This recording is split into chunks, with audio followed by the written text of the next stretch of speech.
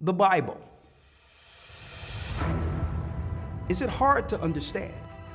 When it comes to reading the Bible, the first thing that comes to mind is the fact that this is the Word of God. The seals have been broken, and the truth is here. And when we go throughout the scriptures, when we go throughout extra biblical records, we find that the language that God employed, that He used to create the heavens and the earth, was the Hebrew language. Christ said, I came for the lost sheep of the house of Israel. But yet no one, no religious leader, no religious church out there anywhere can now identify the 12 tribes of Israel. Can we? God is quite simple, but it seems as if man makes understanding Him hard. What are those mysteries? The truth of your book and the truth will make you free. The Hebrew and Bible Academy, you're invited.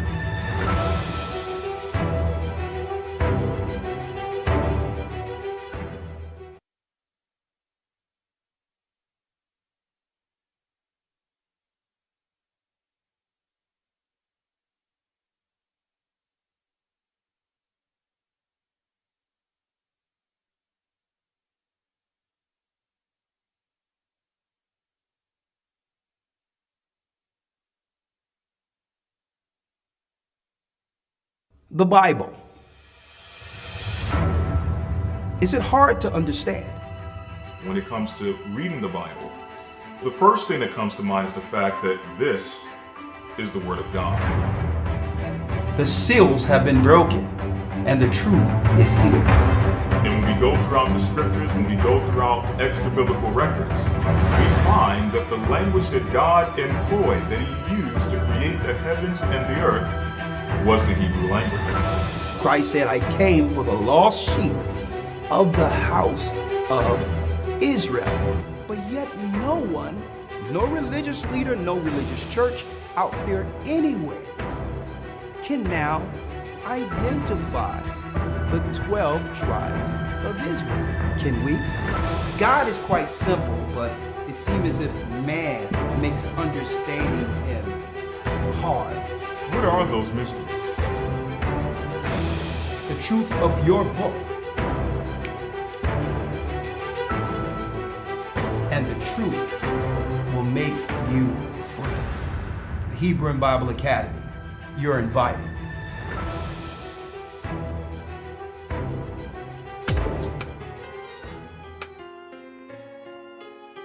Come on in, brothers and sisters. Shalom, shalom. Let's go. The East is where we're from. Blessings, blessings, blessings, blessings. The 12 tribes of Israel. In 721 BC, the Assyrian king, he took us down, we fell. With a great escape, we went through the Euphrates. The Lord held the water still. To a land where no mankind dwelt, we went. The 12 tribes of Israel. That's who we be. Manasseh, the Cubans, From Shalom. Puerto Rico, Naphtali from the Isles of Hawaii. the Lord is calling back Israel. Zebulun from Panama, Yeah, the North American Indians. Simeon, the Dominicans, our highest gathering Israel. The Arabs and Africans told us, At gunpoint. together our wives and children then sold us. In the belly of these great ships we traveled in fear. All right, I'm all set up. By the Good. rivers of Babylon we found our brothers here. A high gather us in Colombia. Oh, Reuben from Australia. Issachar, the Mexicans. A highest gathering Israel. Judah, the Negroes. The highest gathering in Israel.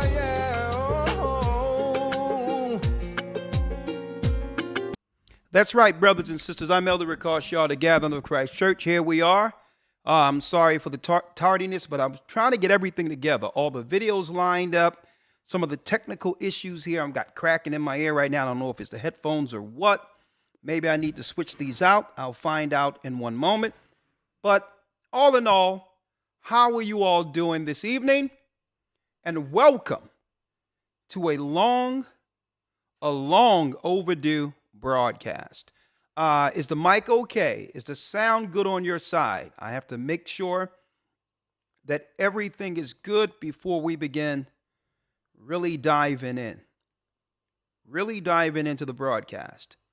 Right? Is my mic good? Yes? Highest calling back Israel. Oh, yeah. I don't know, other lawyer. It could have been my headphones. I don't know. I'm trying to make sure. If they say we're good, we're good. Okay. Well, might be in my headphones. I'll probably have to switch these out sooner than later. Hold on one second. Okay. I'm going to stick with these. Shalom, brothers and sisters. Everything is good. Everything is good. First and foremost, I'm Elder Ricard Shaw, the Gathering of Christ Church, here with our weekly broadcast. And this is a long overdue lesson, okay? Or I would say discussion. I'm going to try, if I can, to get some phone calls in early, okay? I also have Zoom teed up in case Blog Talk give us issues. For the last week, there have been technical issues. There have been technical issues on the side of Blog Talk, so I have Zoom queued up just in case. Okay, all right. So we're loud and clear. So let me jump in. Okay, let's jump in. All right. Again, I'm Elder Ricard Shaw, the Gathering of Christ Church. I would like to say all praises to the Most High. Ahaya Bahashim Yeshaya, where we walk. That's the Most High God of the Hebrews. And I thank him for sending the true understanding at the very end, before judgment. And brothers and sisters, judgment is here. Judgment is on the docket. It is here. And man, the Most High said that the judgment will start at his people. And if that's not the truth, I don't know what is. He says it will start in my sanctuary. It will start, the judgment will come on the nations, but it will start amongst our people, which leads me to this particular broadcast tonight, right? As you can see, you see the title there, and we're going to talk about this. Sorcery and witchcraft within the unconscious community. Now, why am I going into this today? Well, I'm not going into this to claim or think that we are better than anyone else. Okay, it's all of our people who are suffering under the curses, regardless of our beliefs, our persuasions, and, whether or not we follow one ideology or the other, we're suffering in this Babylonian system altogether. The reason why I'm going into this, so that we could actually show forth a path that leads to unity. For a long time in our community, we believe that blackness, or what you would call black unity, whether it be political, whether it be religious or whatever, would be the unifying factor that could bring us together, just based on melanin. And then we come to find out that we were deceived under the guise or the cloud of blackness. And I'm going to talk about that today, right? Even Christ stated that a nation divided against itself cannot stand. And what we're going to go into is we're going to talk about sorcery and witchcraft within the unconscious, or what they would call the conscious community. All right? Because it's one thing to say that you're for our people, but aren't we working backwards if within the unit or within the movement itself, there's a foundation of straight destruction and immorality. And we need to point that out because usually those who are frustrated with the Christian church usually find their way someplace in the conscious community. Right? So we're going to talk about that because don't forget, the majority of our people that went through chattel slavery here in America in particular, or whether it be the islands or the Caribbean or whatever that might be, the unifying force that kept us together through all the hard times, including chattel slavery, was our core belief in Christ and the truth concerning that Bible. It got us through so much. So in order for the conscious community or any other community to actually utilize us politically or financially, they must find a way to pry us away from the core belief that actually sustained us through all of the curses that have sustained us through time. Right? So here we are now, between the crosshairs, being destroyed by the nations, not realizing that the enemy lately has been within. And we're going to talk about that with the conscious community today. Hit the like button. We're under a shadow ban. So all in all, in order for us to drive traffic, and we need this broadcast out there tonight, please hit the like button. If you dislike it, that's fine too. It doesn't matter. As long as you're hitting something, traffic is being moved beyond the shadow ban to let others know that the Gathering of Christ Church is now live. Okay. Now, before Elder Lawyer, I go into and cue up some of the videos and the lesson or the discussion. I'm going to call that a discussion tonight. Before I cue up the discussion on Blog Talk and or Zoom, let me first talk about what's going on in the news, okay? Right? We're going to talk about this conscious community, right?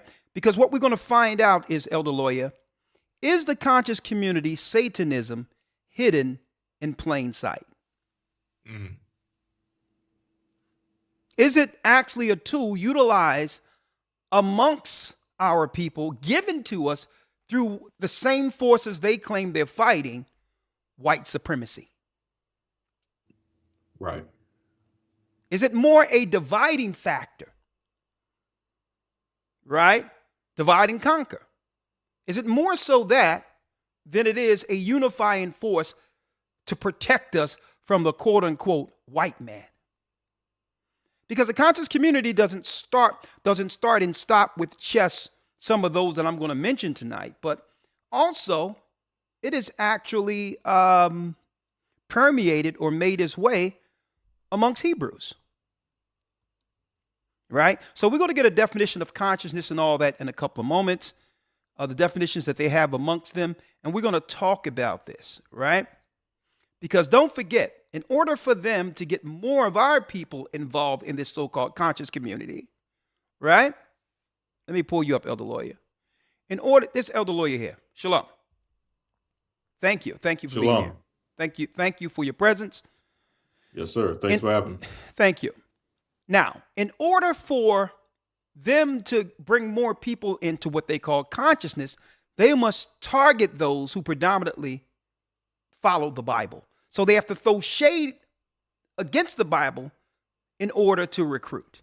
Now, I'm going to show you, Elder Lawyer, and I'm going to talk about the T.D. Jakes and the Puff Daddy connection to this also. I'm going to talk about that a little bit, right? I believe the conscious community, Lawyer, and you can give me your opinion if you would like on that. I'm open for it. I believe the conscious community and its whole concept and how it's set up would have did us better if they focused the confusion in the conscious community on those who have oppressed us. Can you imagine, Elder Lawyer, if the conscious community could have divided the so-called white people under all these different ideologies to the degree where they wouldn't have any moral foundation to stand on to stay in power. I mean, think about it. Suppose just hypothetically, suppose you was able to divide all white people everywhere within the United States, they hit white supremacy, right? And make sure all of them believe something different. Right? How would they stay in power if one did one thing and the other did an entirely different thing and they didn't have a core belief? It would be divide and conquer. We would have been better off if they would have aimed the whole rhetoric that they teach in our community towards what they would deem the enemy who's stopping us. And if y'all don't believe that, stay in tune with this particular broadcast, because someone is going to have to answer the question, have the so-called conscious community benefited our people? And if so, how? Now, we're going to leave that question for the end of it, right? But Elder Lawyer, right? Yes, sir. Before I go into this, I need you to give brothers and sisters an update on what to expect for the next academy, beginning January 7th, if you will. Absolutely. Absolutely. So, as you all know, we have a New Hebrew and Bible Academy coming up. Just to kind of give you some insight on the theme of some of the lessons. First and foremost, when it comes to the Hebrew theme will be Hebrew prayers. So from the week number 2 all the way through, it'll be nothing but Hebrew prayers every week. So that's going to be the theme for the Hebrew, alongside some conversational Hebrew as well.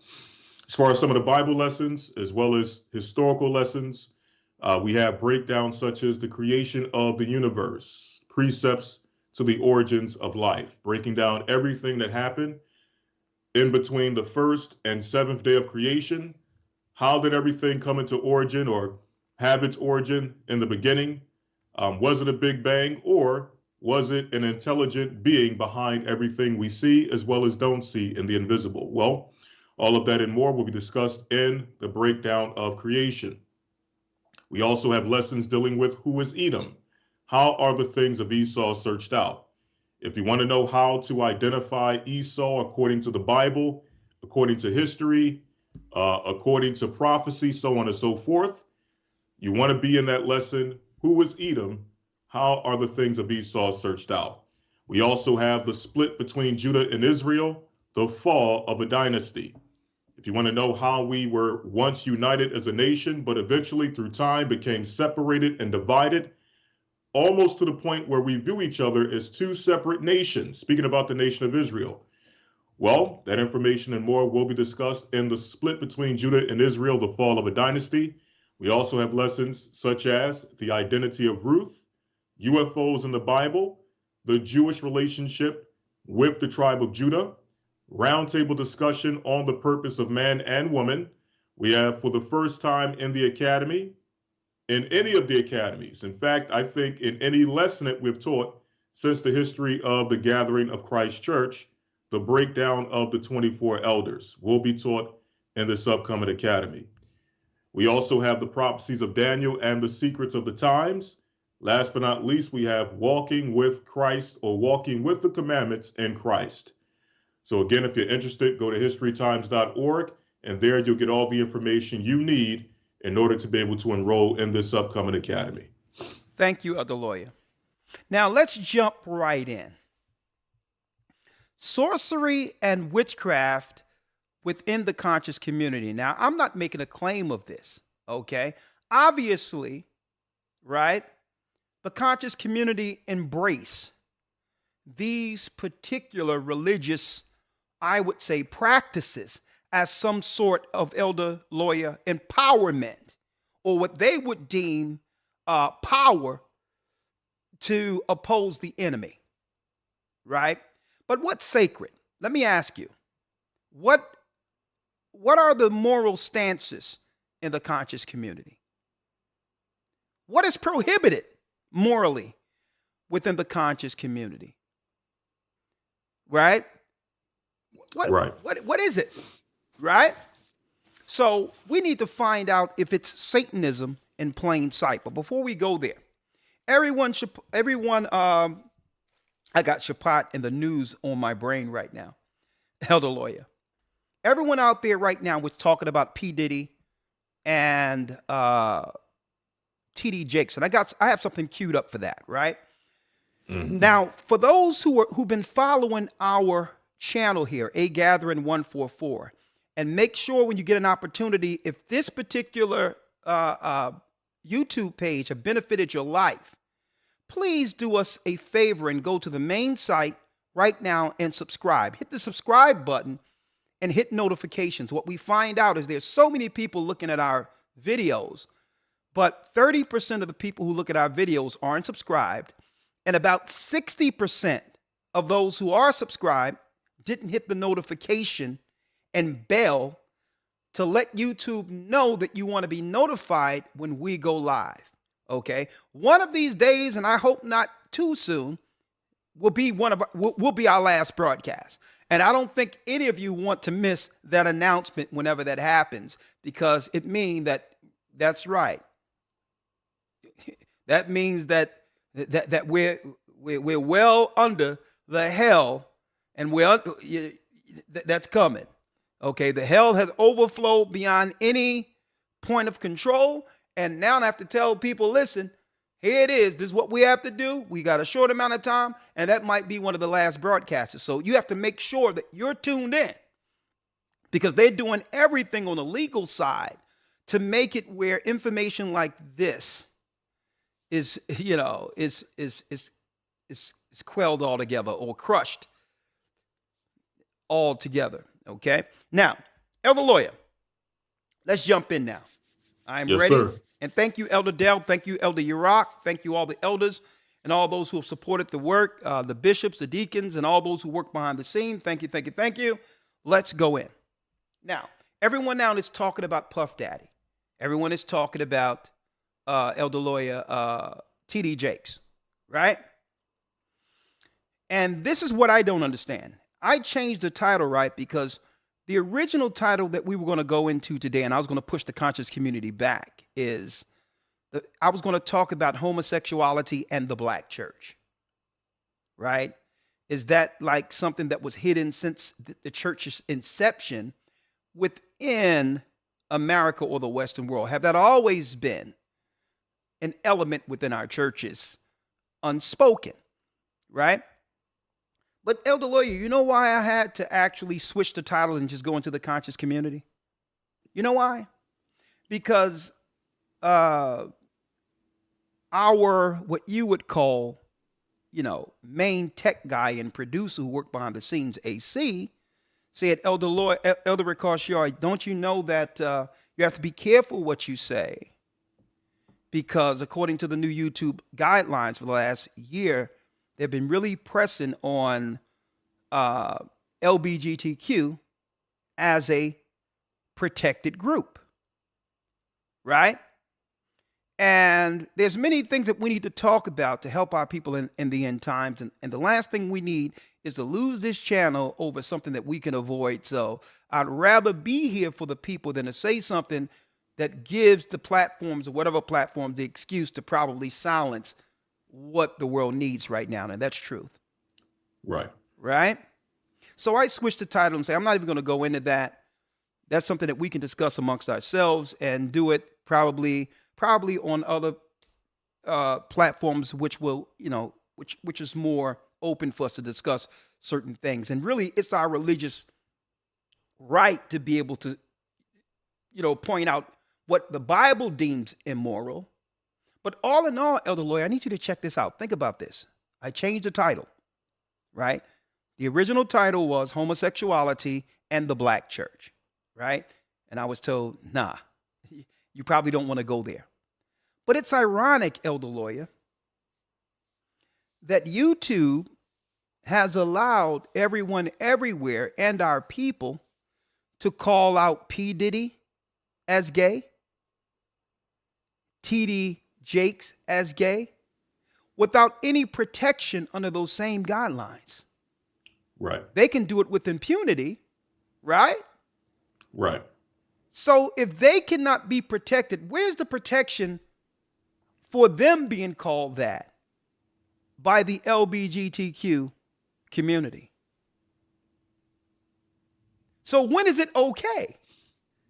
It's okay for you to, so you can quote unquote, you can claim that it's normal, right? That it's normal and born this way and everything else, that it's normal. But how can you use it to demonize someone if it's that normal, if it's moral, if it's okay? And why is it that you can talk about these two men who are black? How can you claim or put out things that will actually smear them publicly, right? And get away with it if they are a part of the letter group? Isn't that interesting? I need y'all to think about that. So it's okay to use it when you're weaponizing it against someone. And not that I'm in defense of any of them, because the whole thing is, if you've been in the music business and understand the business, that's nothing new. Right. That's nothing new when it comes to the rumor mill for either of them. Right. Right. So why now?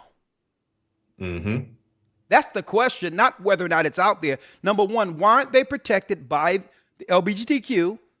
Why can they be slandered that way with a negative connotation added to it, which only brings more negative towards that community? And is it okay to do that if it's a black person? And if that's the case, if black people aren't afforded the same rights and protection under LGBTQ as white people who are LGBTQ, right? If they're not afforded the same protections, then what exactly is that particular community? Who leads that community? And why are certain people protected? And why do our people tie ourselves politically to a group that's really separate, that will only use us politically to gain votes for power, right? To insulate power, but yet aren't protected like the other races of people who are deemed LGBTQ or whatever the case is. I just want y'all to check that out, right? That's deep in of itself. Hey, Shapat, you can come on in there anytime if you would like. So this is why I took the title down, because the straight hypocrisy when it comes to when the LGBT group is a protected group and when they aren't, when our people are being attacked as being claimed to be quote unquote gay. I was looking for, when people started talking about TD Jakes and Puff Daddy, I was looking for them to come out like they did for Bruce Jenner, who now is Caitlyn. Are they afforded under the same protections, or is it different for them than it is for us? Now, that's number one, right? So, but the question is, Elder Lawyer, and I have everything queued up here.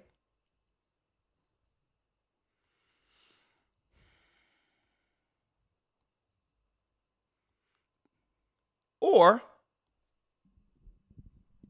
have these men in particular used up their usefulness for the powers that be who have always been against us? Huh? Right. So obviously there's a green light to violate certain things when it's a targeted person the powers that be are seeking to destroy in particular. Right? What I have here, Elder Lawyer, I have P. Diddy 2006 with a PSA. Right? Now, guess what? There was no problem with P. Diddy, Puff Daddy, when he was doing this. Fair use. There's a lot of things I don't like about this country. We're willing to be beaten for democracy, and you misuse democracy in the street. Why vote? It's just a waste of my time. You can't keep anyone in the United States from voting without hurting the rights of all other citizens. People die for the right to vote. If you don't vote, you don't have the right to complain. Vote. Now, elder lawyer, this is Rock the Vote with P. Diddy. All right, let me pull you up, right? Mm-hmm. Let me make sure. Hold on. Let me make sure. Hold on. Let me make sure you're right here, because you're not right here. This is Rock the Vote with P. Diddy, showing Martin Luther King. I don't see no Bayard Rustin,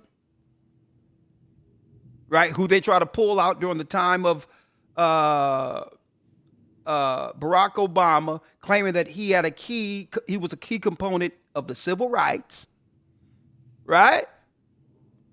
Now, folks, Wendy Williams and all that, before there was YouTube and all that was coming off, she was on the radio talking about, can anyone guess who the gay rapper is?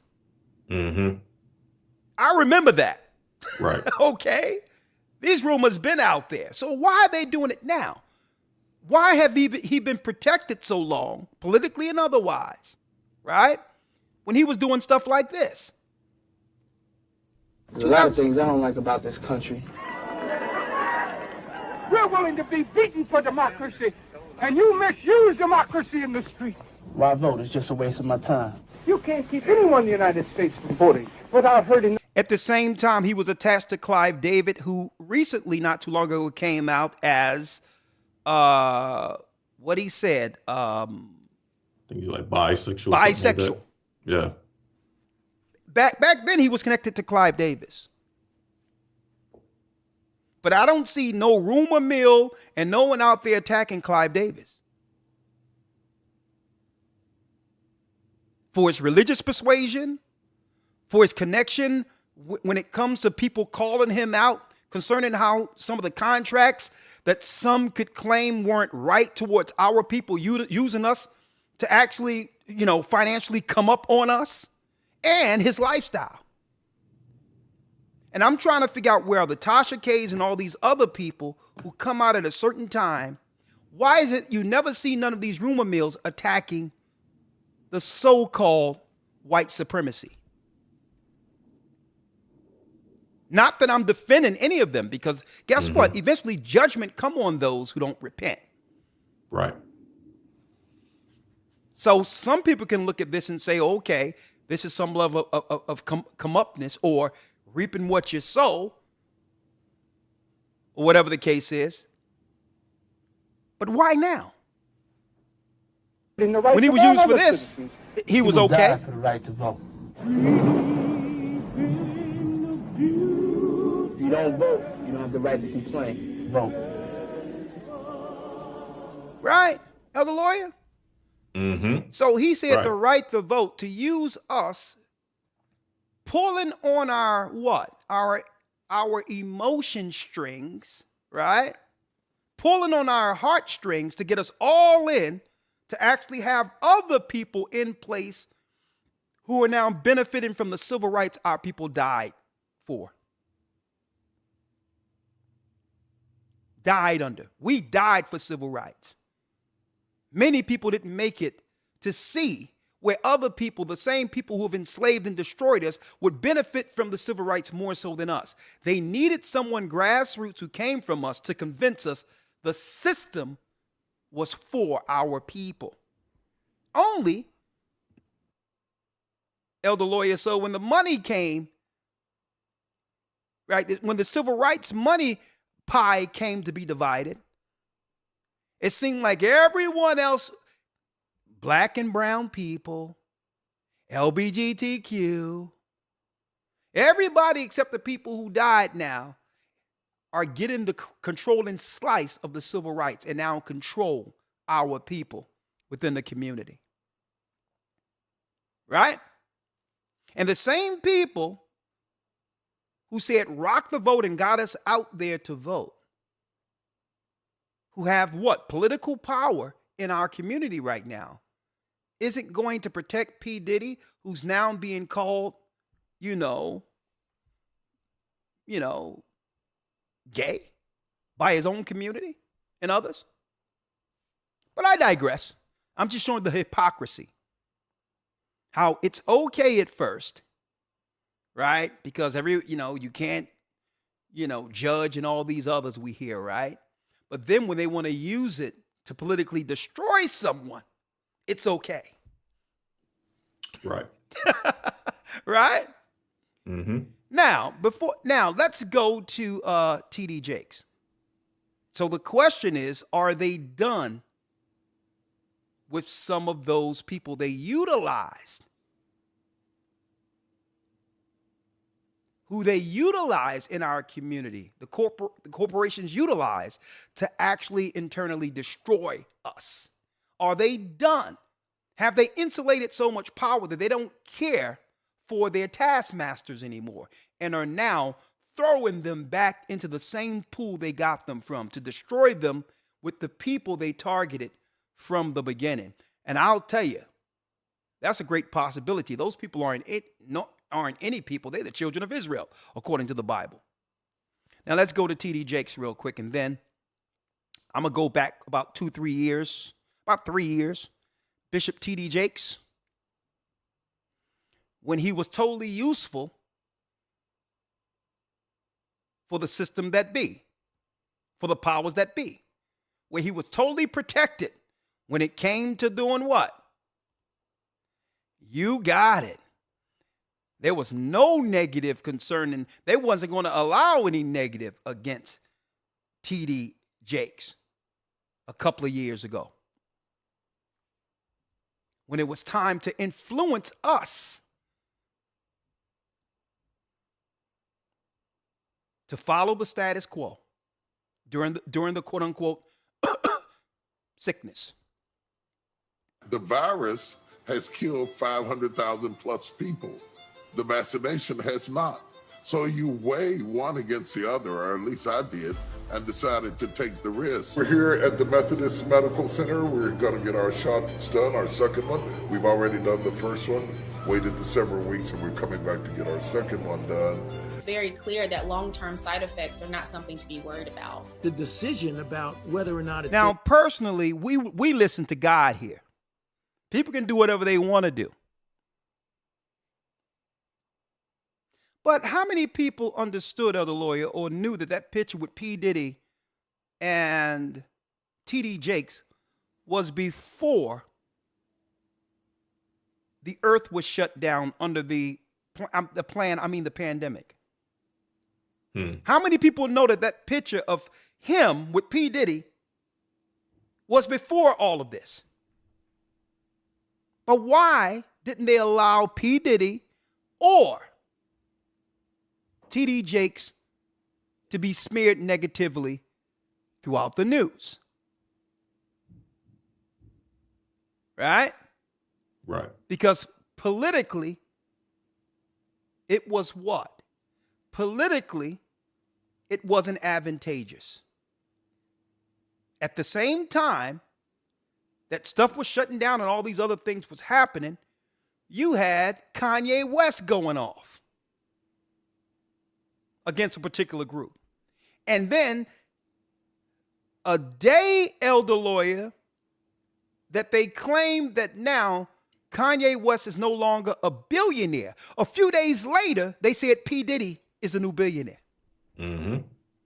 Yep. Right? And P. Diddy came with a lot of, what you would call standing up against anti-Semitic adverts and others.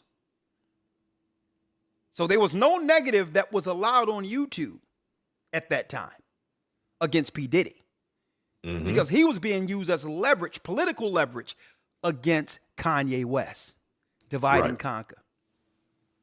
There was no negative. Now, you think people didn't understand some of the, I would say, the proclivities of T.D. Jakes or Puff Daddy?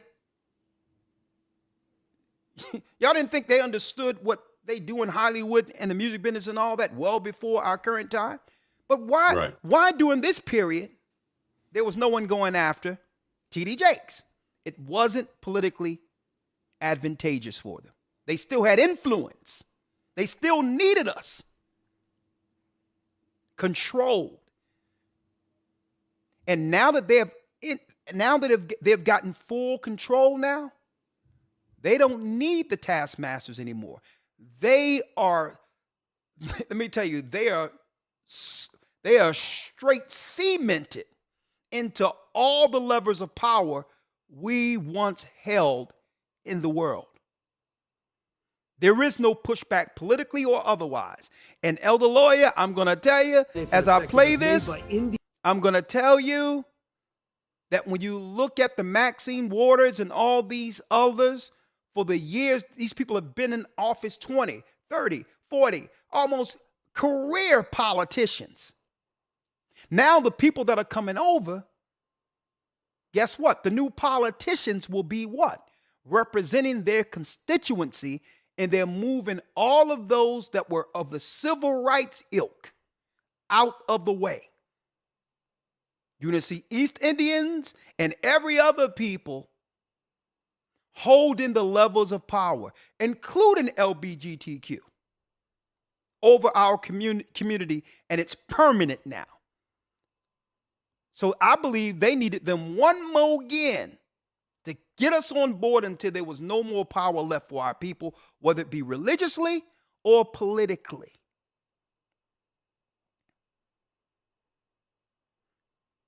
Fair use, educational use only. I just wanted to go there. I'm going to show you, I just wanted to speak, Elder Lawyer, of the hypocrisy right now. Right.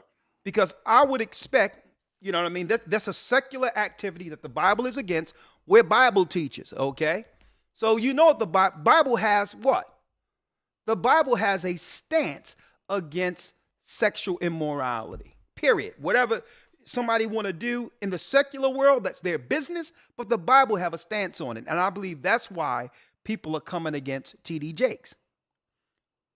But again, is this the first time we've heard of things like this with T.D. Jakes? Before that, Eddie Long, and then it politically just went away. People forgot right before Eddie Long died, Elder Lawyer, that a Messianic teacher or, you know, a Messianic Jew Christian pastor wrapped Eddie Long in a Torah. So obviously they need that political influence. So that when something goes down, there's a respected pastor whom we believe is a man of God the people will trust. And now, guess what?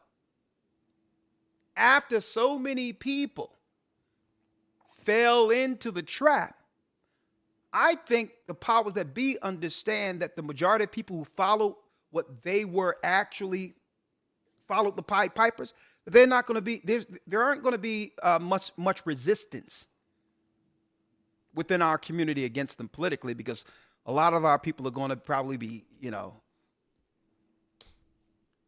I'm trying to be careful of what I say here on YouTube, but they might not make it. So now the replacements are here. But I digress. Now let's go into Elder Lawyer. Hit the like button. We have 2,000 people in. We're about 500 likes short. Please hit the like button. We're in here thick and early. Sorcery and witchcraft within the conscious community. So we're going to roll it out now, Elder Lawyer. Is the conscious community Satanism hidden in plain sight? Right? Where's and I put this out there, right? Because a part of the conscious community, I believe, is also secular Christian churches. Right? Like even T.D. Jakes said that, well, the stance of the church on what you would call LGBTQ, which that's a new letter thing. We didn't know that growing up. It was homosexual or gay when he was growing up. It was just whatever it was. Right? T.D. Jakes said that the stance on that particular LGBTQ activity is constantly evolving. It depends on which church is more accepting or whatever he said, which depends on what church a person is a part of. You know, it's continually evolving, right? When it comes to whether or not, you know, he's mind you, he said, well, the Bible is clear on its stance against certain behaviors, but it depends on which church, you know what I mean, you're going to. As far as acceptance goes, it's continually evolving. So what does that mean? If you're a man of God, you have to stand on the word. Period. Period. This is what God says. And if someone comes, no matter what the sin is, they must come, even if they're struggling with the sin, with the knowledge that the sin could lead to death and hell. And that repentance must be a part of the rehabilitation. The spiritual rehabilitation comes with one accepting that what? That there's sin in them against the God they claim to serve. Right?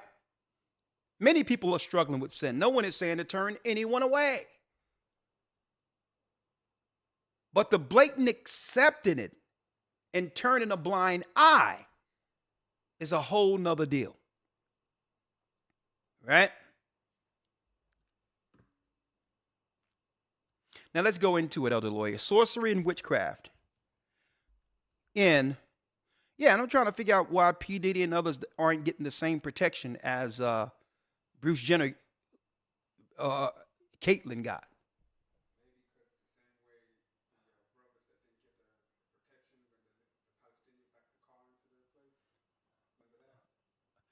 Oh, he's talking about the same reason when the crazed Palestinian woman who they said probably came out of a mental institution, MK Ultra, how she ended up backing up a car just ironically at night, right, in a building where UPK was actually holding service. Yeah, but anyway, yeah, that's a good point. You can come in anytime, Shapat, but I'm about to jump in. You probably want to talk about some of this as I go in, just let me know. But let's go now. Let's go. Speaking of the conscious community, Elder Lawyer, right? Here's the questions we're going to lay out, right? We're also going to lay out at the very end and remind me in case I go beyond. Sometimes the Spirit takes me into different areas of the discussion, depending on the interaction. Elder Lawyer, remind me at the very end, I'm going to show the danger of unifying under the term black. Mm-hmm. Make sure you remind me of this, because that's a danger. That's a danger, our people identifying or unifying under just being black or melanin. We have to be able to unify morally first. Right. There must be a moral agreement, because why? Suppose you're sinning against the God in the Bible, and now we trust you based on your color. Now you're coming into our community, violating our families based on what you believe. So should I trust a black person who's a witch, warlock, who like little children? Should I accept you just because you're black? And especially if under your religion, it's lawful. Right? So we're going to talk about that. I have a lot on the docket. Who do I have on the docket today, Elder Lawyer? Well, I have the Nuwabics, Dr. York, on the docket. Okay. I have the Egyptologist on the docket. I have Umar Johnson from Philadelphia on the docket. And there's a reason why he's respected every other place except Philadelphia. Okay? Because People know him. All right. I also have some of what we discussed about the origin, Elder Lawyer, of Yoruba and Black spirituality, the religion in of itself, its origin. Where is it from? On the docket. I also have some known celebrities,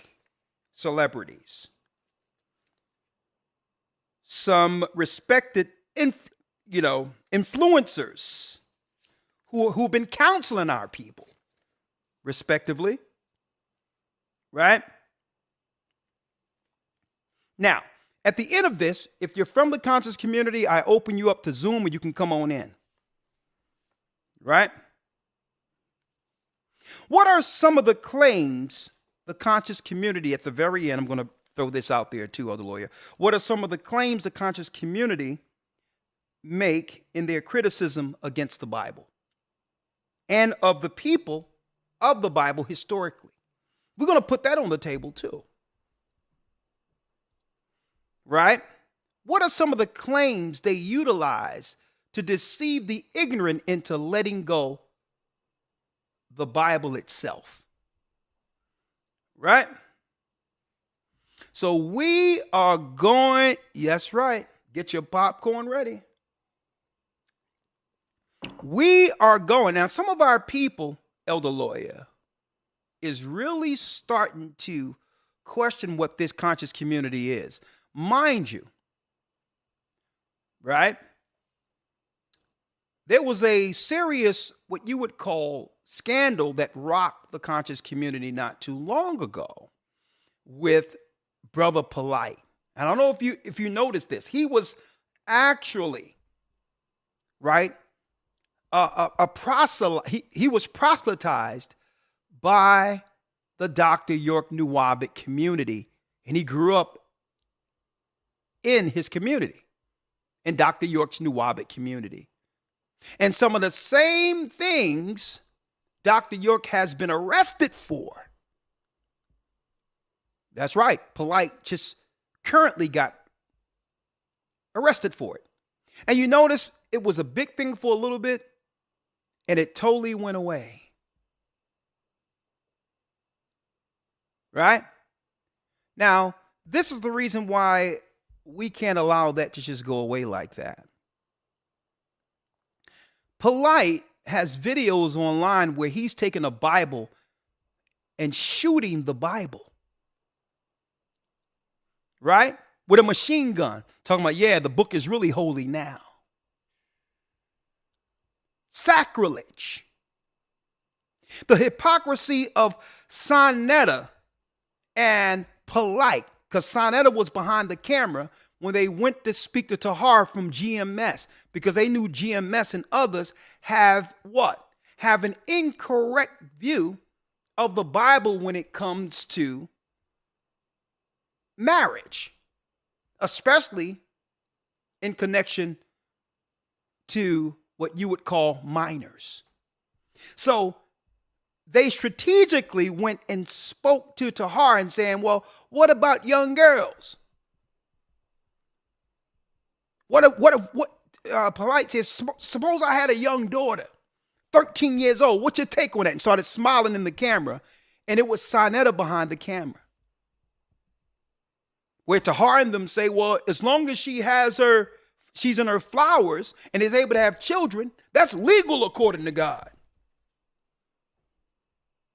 Knowing what the laws are here in America and how the majority of adults and people with common sense will look down on a grown man with a beard claiming to be a man of God, claiming it's okay to deal with an underage girl. He set the whole thing up to get that clip, to demonize anyone who would believe in the Bible as if all Hebrews or Israelites believe the same. So no, we're not going to let it go. Because it's people like him, Sonetta, who presented these destroyers to our community and continue to do so.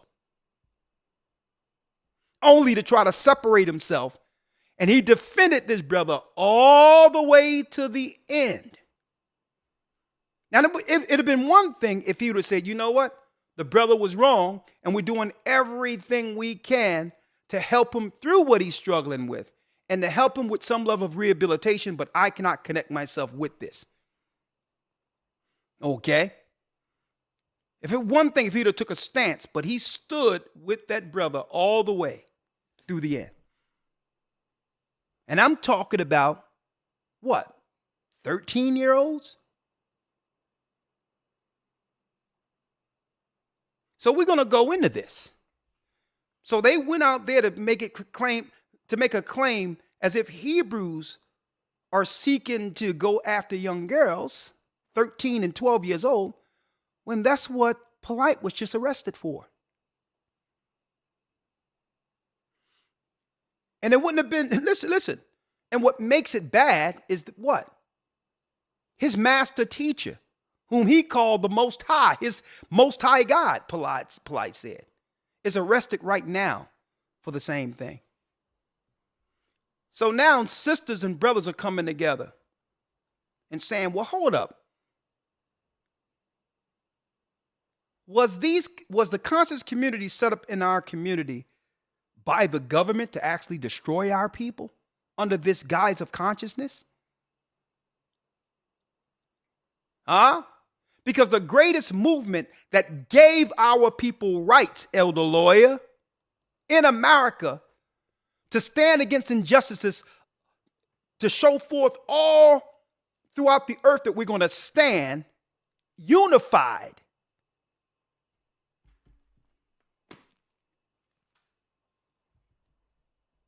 was a Christian Bible front. If it wasn't for our people standing with the Bible, the freedoms we are afforded and take full advantage of would not exist. Okay? So now sisters and brothers are starting to see the grift. Right? Listen to what this sister said real quick. Anytime you want, you can grab some headphones, Elder Shapat, if you would like. It's some over there, I think, over there. Yeah, just unplug it. You can, right? Because you have to hear this, Shapat. You have to hear this. Just unplug it, right? Yeah. It's connected, yeah. Boy, did we got a broadcast tonight. So in order for these people to financially aggrandize themselves, they must lie against our book in order to continually feed the pool of the conscious community, because the majority of our people believe in the Bible. The majority of our people came up in the Christian church. So they must target our people and make them believe that what? That the Bible has been the enemy of our people. And that's witchcraft in of itself. Yes. Right? Right? So we're going to talk about this. We're going to start off with this sister right here, right? She has a few questions, right? Fair use. One of the things that can make the conscious community so dangerous is our unmatched ability to build someone up just to tear them down. The essence of consciousness is to question everything. This need evolved as a way to fight centuries of indoctrination. But there's a difference between being a critical thinker and then being overly emotional and hypercritical. Just because someone doesn't move like how we think they should, it doesn't mean their moves are wrong. Every piece is different, and that's the difference between chess and checkers. People can put in years of work and say 2 things you don't like and they're thrown away immediately. Not understanding the stress and the skill that's required to deal with hard-headed black people on a massive level. I'm not even popping like that yet, and it's hella exhausting to me. I brace myself for the day y'all decide to come for me. I know it's coming. It comes with the territory, but I'm strong enough mentally to withstand it. We ask where our leaders are, as if we don't assassinate anyone's character that we vaguely disagree with. As if we're humble enough to submit, destroy our ego, and allow ourselves to be led. Being a critical thinker is vital, but being hypercritical is detrimental to ourselves and our community. Now, Elder Lawyer, there's a few things that stands out here. The whole idea of consciousness, which was created here in America, that nonsense we see today, it's nowhere else on earth. It started from here, and it began to spread its way into the other places our people are dispersed, predominantly of Negroid descent, of the diaspora, right? But the root of consciousness, this mess, is America within our community, right? Now, what she said is the idea is to question everything. There's nothing wrong with that. There's nothing wrong with questioning what people have placed before you. There's nothing wrong with that. But what if you're questioning the only foundation or the record that can actually put us all back on code? So it sounds good on the surface, questioning everything. But while we're running around like Keystone cops, right, not solving anything, there's a unified front that's destroying us. Right. So it's time we begin to take these debates and put all that crap on the side, because I believe that's to keep us still arguing over nothing while they do things like they've done for the last couple of years to destroy us. And when a crisis happens, no one has what? The knowledge otherwise to unify against a political, biological, or even a physical attack against our people. Right? So sisters are starting to wake up, right? And saying, well, hold up, what is this conscious community? What is the moral code of the conscious community? Is it really a do as thou wilt, so to not be judged community? And this is why those in the Bible aren't really included unless we're debating the validity of it. Right? Let's start off with the Nuwabics. I remember these brothers in our community. Dr. York and others, who's now arrested for, I would say, pedophilia, a disgrace, an abomination against God. Right? And you notice, Elder Lawyer, when it comes to these particular negative activities that come from these houses of consciousness, it never harms the people they claim are harming them. White supremacy. Right. You notice that? Mm-hmm. It never harms the people that they claim is harming them. Oh, let's roll. Nuwabics. Let's see. We're gonna get some vanilla. Some vanilla views, no pun intended, on the Nuwabian nation. Now, I remember these guys running around our communities, right? From New York, Philadelphia, different places, right? Eventually, they went into Georgia, not too far from Atlanta. The brother from Andre 2000 and others were attached, going down there visiting. Those in the music business, Erykah Badu, right? The Nuwabian Nation or Nuwabian Movement is an American religious group founded and led by Dwight York, also known as Malachi Z. York. York began founding black Muslim groups in New York in 1967. He changed his teachings and the names of his groups many times, incorporating concepts from Judaism, Christianity, and many esoteric beliefs. In the late 1980s, he abandoned the Muslim theology of his movement in favor of Kemetism and UFO religion. In 1991, he took his community to settle in upstate New York. Then they moved near to Eatonton, the county seat of Putnam County in Georgia. His followers built an ancient Egypt-themed compound called Tovenarij and changed their name to the United Nuwabian Nation of Moors. By 2000, the United Nuwabian Nation of Moors had some 500 adherents. They drew thousands of visitors for Savior's Day. Adherence declined steeply after York was convicted of numerous counts of child molestation and financing violations and sentenced to 135 years in federal prison in April 2004. Thank you for watching. Like and subscribe if you would like to view more of our videos. That's a light way to come after Have a nice 135 years.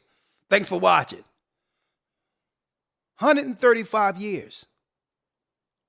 There was no public outcry within our communities to say, you know what? This man harmed the community. It was irreparable what he did to our community. I don't believe that the so-called white man could have done any worse. The same white supremacy they're talking about. At least the children were safe to some degree, right? You got to think about this.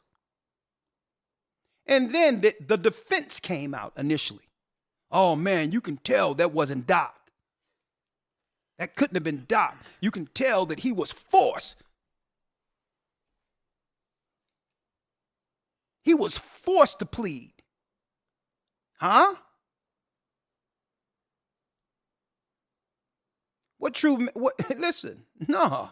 Not if you believe in the Most High. Not if you, and not only that, Elder Lawyer, I want to point out this because you was a young man when I seen the rise of this particular community. I was there. You was a young man. And I'm going to tell you this right now. Okay? I seen him go from New York into Atlanta and I seen the fact that we were given, let me tell you, we was giving them the business on the streets. To a degree, Shapat, it was to a degree where Dr. York couldn't even answer any of these questions, and he made a book. He said, buy my book. 360 questions, 360 questions to ask the Israelites. And all the questions were simple as a day's old. Because they couldn't answer us and we were totally annihilating their ideology that was just cobbled together from all these different ideologies. With what was the unified faith within all of it? Islam. Because he could not debate what we were bringing forth with our people being Hebrews. He just said, listen, y'all buy my book. Here's 360 questions you could ask. And let me tell you, I had the book, Elder Lawyer. I had the book.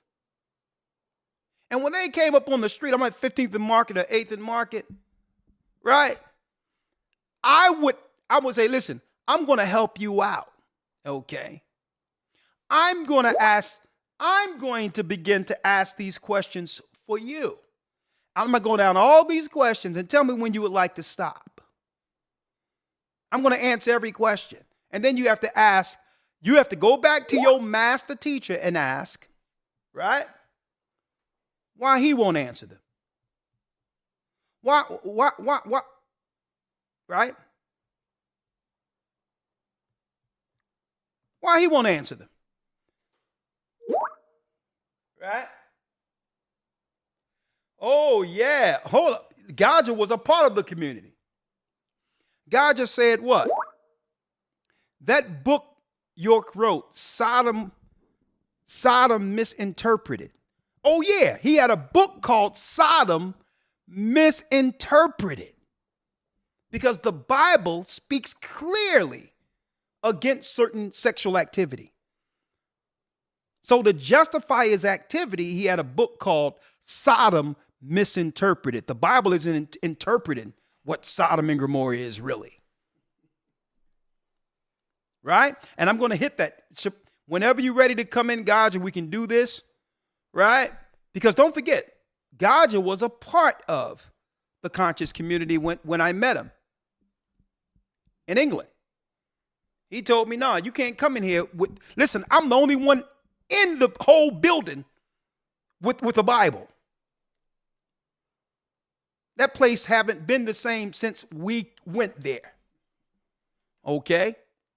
And you would never guess why Gaja and others were kicked off of the broadcast.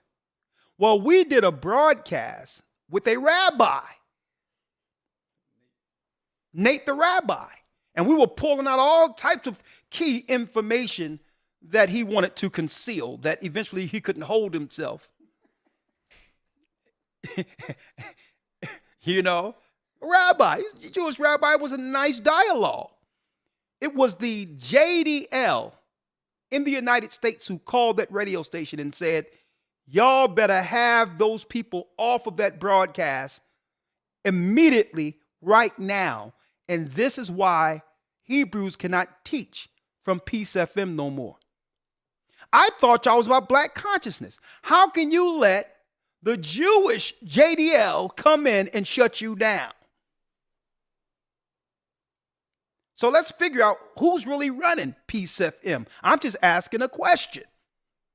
You're going to choose another group over your own black people? Right? So, Elder Lawyer, there's more. So let's talk about when the Ansars or the New Wabic community, and mind you, when this happened, you had Sinetta and others years ago defending Dr. York, claiming what?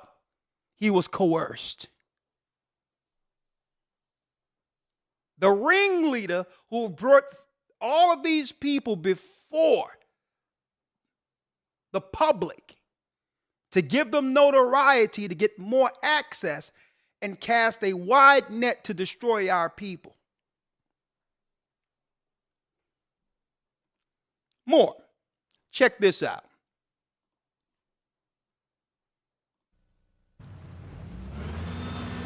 "70 miles southeast of Atlanta, Eatonton is the seat of Putnam County, best known as the dairy capital of Georgia. Oh, they got 400 and something acres. Goes up to that corner yonder. William Larman is a dairyman, and he's talking about his new neighbors. Oh, yeah, I'm happy for them. But they are not dairymen. Because they said they come from what? Ritz. Planet Ritz, I think. It is not a joke to the people who've built these two large pyramids and elaborate Egyptian-style ornamentation and put up rows of double-wide homes on some 400 acres of rural Putnam County farmland and woodland. How many people live here? Got different families that live here. It's a place that granted our request for a visit inside the secured gate, allowed us to watch the workers build new ceremonial structures, allowed us to listen close up to the continuous chant broadcast from a speaker bank at the top of one of the pyramids. For people that want to get spiritually in tune with the innocent. But for the most part, sidestepped our requests for answers. What about the guy from another planet? Make sure you get all of them. Are they a cult? Depends on definition of a cult. Certainly there are many characteristics similar with other entities that are defined as cults. How long you lived here? About 6-7 months. Jerry, our tour guide, says he came here from Alabama. The sheriff says most of the other residents come from the Northeast, New York, Philadelphia, Baltimore. How many, including how many children, is unclear. He's Yanun? He's known by many names. The group's leader is identified in literature as Malachi Zodok York, the Supreme Grand Master. He is described as a charismatic speaker and apparently a prolific writer, producing monthly newsletters and dozens of books. He says that he is from the 8th planet in the 19th galaxy of Eliwun, a universe far outside of this one. Does it make sense to you? That's in the book. If he wrote it, then yeah. We're from Orion. Dr. York is from Risk. He's from Orion. What's the deal? It's nothing strange. It's just new to the public. The vast majority of cults are started by an individual who's extremely charismatic, who's very confident, very commanding, in some cases very demanding, expects an awful lot of the followers. So this is the Compound nightclub? No, it's not a compound. Oh, it's not a compound? I'm sorry. Not at all. They go to The nightclub. centerpiece of the Putnam County property is a nightclub the group opened in October. At midday, it was in high decibel preparation for an upcoming party. Outside, there were parked 3 stretch limousines. Oh, it's an Egyptian theme park. This is a theme park? An Egyptian theme park. Now, there's some people who think this is a cult. Well, there's 2 ways to look at it. We don't happen to have a religious belief. You follow what I'm saying? Now, on the other hand, culture, there's a connection there. So if you say we're a cult in the sense of we found a culture that works for us, yeah. Are they dangerous? I have no information to indicate that they are dangerous. What they are is a roadside curiosity to native Putnam Countyans and to the folks. All right, what you say? Whoever that government official was, I guess Yeah. police or somebody, he said they are not dangerous. I wonder why. Yeah, I wondered. The government was there saying, they were saying, listen, these people aren't dangerous. They're fine. I wonder why. Right? You know why they aren't dangerous? Because they aren't affecting the same people they call white supremacy, who's an enemy, as they claim an enemy against them. It's like, no, these people aren't dangerous. They don't bother us. They bother their own people. Right? Is there people that's going to be destroyed through this foolishness? Right? Folks inside the gate, a community with children and entertainment and an Egyptian theme, and a leader they call Grandmaster, who writes that he's from another planet. Maybe the spaceship come in here and I could get away with him. With them on it. You see all that we're building out there? Yeah. Does it look like we're going anywhere soon to you? We build it. It's so beautiful out there. It's a beautiful, peaceful environment where we invite any nationality, any race to come out and visit.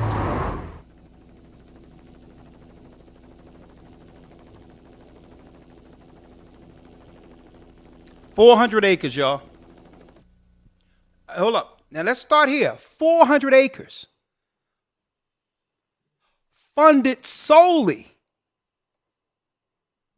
by our people.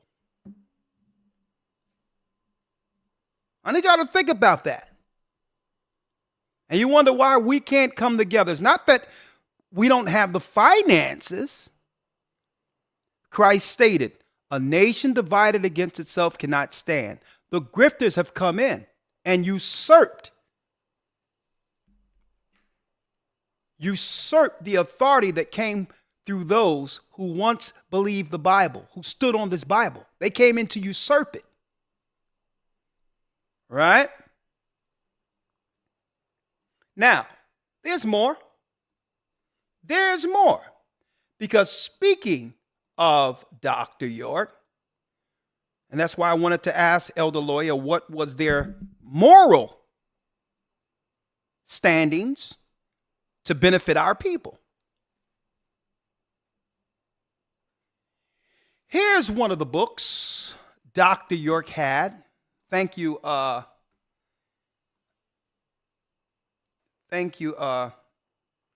Gaja. Here's one of the books. Sodom Misinterpreted. See? This is definitely needed, right? Sodom Misinterpreted. Right? Now, why did Dr. York and those who are with him, because he could not have done this by himself, why were they interested, Elder Lawyer and others, in making a book, Sodom Misinterpreted, as if how the Bible interpreted what Sodom and Gomorrah were doing, as if the Bible was wrong according to what those actions are? Why can't you just use the interpretation of Sodom and Gomorrah according to Genesis? Unless you're trying to justify certain behaviors the Bible disagree with. How many of you knew that Dr. York, so we all know that according to his own book, they have a different view of Sodom opposed to the Bible's interpretation. Right? So they have their little compound dealing with whatever they wanted to deal with, justifiably so, because their interpretation of Sodom and the activities of it is entirely different than those who believe in the Bible. And in the book, it welcomes the spirit of homosexuality. A matter of fact, in the book, it's empowering. It releases, according to in the book, and don't forget, I'm going to have this book and others as we go into the witchcraft in our community in the academy, where it talks about opening up spiritual gates and all that through that activity of man on man or woman on woman love, as they call it. Sodom misinterpreted. So according to the conscious community, that, you know what I mean, this is religiously acceptable. Let me put it that way, right? So that's religiously acceptable, right? They said that he was from the planet Risk. All right. Okay. Okay. Oh, yeah, they said, Elder Lawyer, that the man-on-man activity opened up vortexes. Right. Pause. Pause. But let's go straight here. Well, I'll say this on that, Salakia. Yeah, go for it. I think Malachi York and what's the other guy's name? Aleister Crowley are very similar in this regard. It's only so much you can do, or only so long you can go back and study some of those ancient records with the ancient philosophies and ancient rituals before you come across this type of activity as a part of the ritual.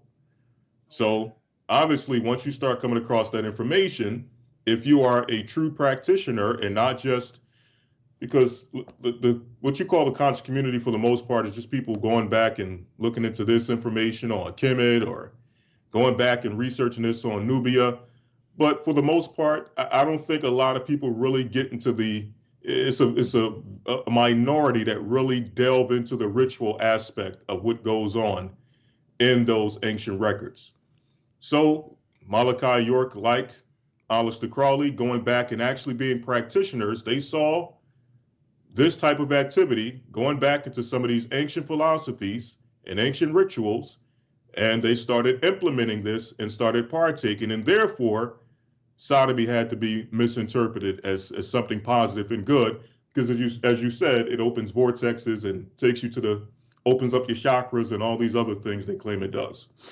Hey, listen, based on what I'm hearing, they opening more than chakras. But here it is, you got the vortex going on. But what they're saying is that it's among, this is what brothers and sisters don't know. Aleister Crowley, keep in mind, he was a key, what you would call high priest of the occult world. So even though this wasn't, I don't believe, explained amongst everyone, I'm sure in secret priesthood circles, that's why we're going into witchcraft and sorcery. They believe that it takes them to a higher level of their craft and participating with that sometimes, right? Which is, what they would call probably bisexual, but ritualistically. And a lot of our people didn't realize what we were actually being lured into in believing in some of these conscious ideologies. They didn't know the core root. That's why you have to ask, what are the moral codes within any particular group or whatever the case is you are associating with? What is prohibited? What are the rules? You notice it's always vague. What are the rules when it comes to the conscious community? Mm-hmm. Is homosexuality allowed? Historically, or whatever the case is. Because we know what the Bible stances are on that. Witches, warlocks. What about dealing with witchcraft? Is that allowed? Should you be upfront with that? But I digress, because Elder Lawyer, we're still going now. And what do we have here? Maybe this is what they were hiding in those pyramids over there in Atlanta, right? In Georgia, excuse me. Maybe this is what they were hiding. The fact that there's some of this activity that's deeply rooted within Egyptology. Fair use. Khnumhotep and Nyangnom were the first gay couple in recorded history in 2400 BC. The two men were royal court manicurists who lived in the ancient Egyptian city of Saqqara and were buried together much like a married couple. Now, that's history there. Let me play that once more. And I'm sure Dr. York knew this history. Khnumhotep and Nyangnom were the first gay couple in recorded history in 2400 BC. The two men were royal court manicurists who lived in the ancient Egyptian city of Saqqara and were buried together much like a married couple. Now, Elder Lawyer, you very rarely hear Jabari over there, one of the main staples of this conscious community under Sinetta, speaks about this history connected with Egyptology, or whether or not it's immoral according to that science or that belief system. Right? Because they understood the truth about this. There's a lot of vulgarity under certain type of sexual actions that you can find written within the hieroglyphs and all that, where they were, and their tombs and all that. Activity that was anti-Bible. Right? And this is why what? When the Most High brought the children of Israel out of Egypt, Elder Lawyer, he said that we were not, and I need you to get that, we were not to dive into the sexual immorality like we witnessed amongst the Egyptians. I need you to get that, Elder Lawyer. He told Moses, that stuff they doing up there in Upper Egypt, don't mess with that. Right? Now, that's another thing. Now, if people want to do that secular or whatever, that's their business. But we're talking about what? Them targeting people who predominantly once believed in the Bible. Regardless of what you might say about what the Christian churches are doing, at least the book has the moral foundation our people can stand on. Regardless of what the people are doing in the churches, the Bible is against the illegalities and evil you see the pastors and preachers are doing. Okay? We're going to get that scripture in a moment, Elder Lawyer. What scripture is it? Chapter and verse. Leviticus 18, and you can start at Leviticus 18 and 1. Let's get it. Let's get it real quick. And this is why the conscious community is against the Bible. Right? This is why. Because if Dr. York came up with his new interpretation, Sodom misinterpreted, what is he doing? He's having Bible scriptures and saying, well, nah, that's misinterpreted. The white man put that in there. You know what I mean? Next thing you know, you turn the picture, Elder Lawyer, and there's a picture of the village people there. Now, right here is where it's at. Right. YMCA. Leviticus, what is it? Let's get it, Elder Lawyer. Chapter and verse. Yes, sir. Leviticus 18 and 1. Leviticus 18 and 1. And this is why God said this. And this is why the conscious community hates the Bible. Because it calls out some of the mess they hide when it comes to what? Their activity. Right? Hold on. Let me get this. Let me get it. Hold on.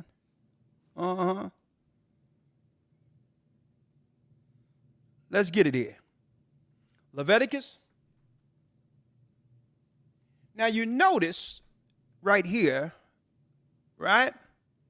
It says what? Now we see why there's so much activity going on, right? When it comes to, and they try to push it to the side.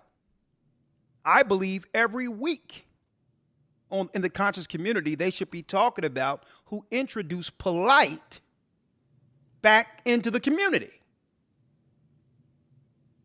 Okay? Using him attacking Hebrews to give them a platform. Right? Unlawful sexual relations according to the Bible. Let's read it, Elder Lawyer. Yes, sir. Leviticus 18, verse 1. And the Lord spake unto Moses, saying, Speak unto the children of Israel, and say unto them, I am the Lord your God. After the doings of the land of Egypt, wherein ye dwelt, shall ye not do. Look at that. After the doings, we're giving you the origin of some of the satanic evils you can witness in the conscious community that's hid in plain sight. After the doings of the land of Egypt wherein you dwelt, shall ye not do. This is why Egyptologists don't like the Bible. Because the Bible calls out what? Egyptian perversions. Read.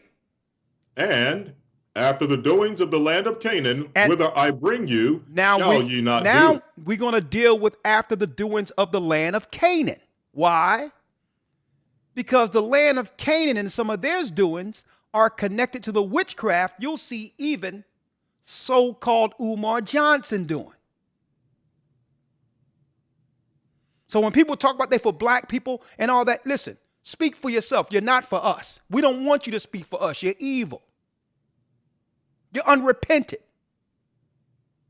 And this is why Vlad, this is why the Breakfast Club give these people platforms to spread their sin, to further erode our communities. Read. It says, neither shall ye walk. In fact, it says, after the doings of the land of Egypt, wherein ye dwelt, shall ye not do. And after the doings of the land of Canaan, whither I bring you, shall ye not do. Neither shall ye walk in their ordinances. Ye shall do my judgments and keep mine ordinances to walk therein. I am the Lord your God. Ye shall therefore keep my statutes and my judgments, which if a man do, he shall live in them.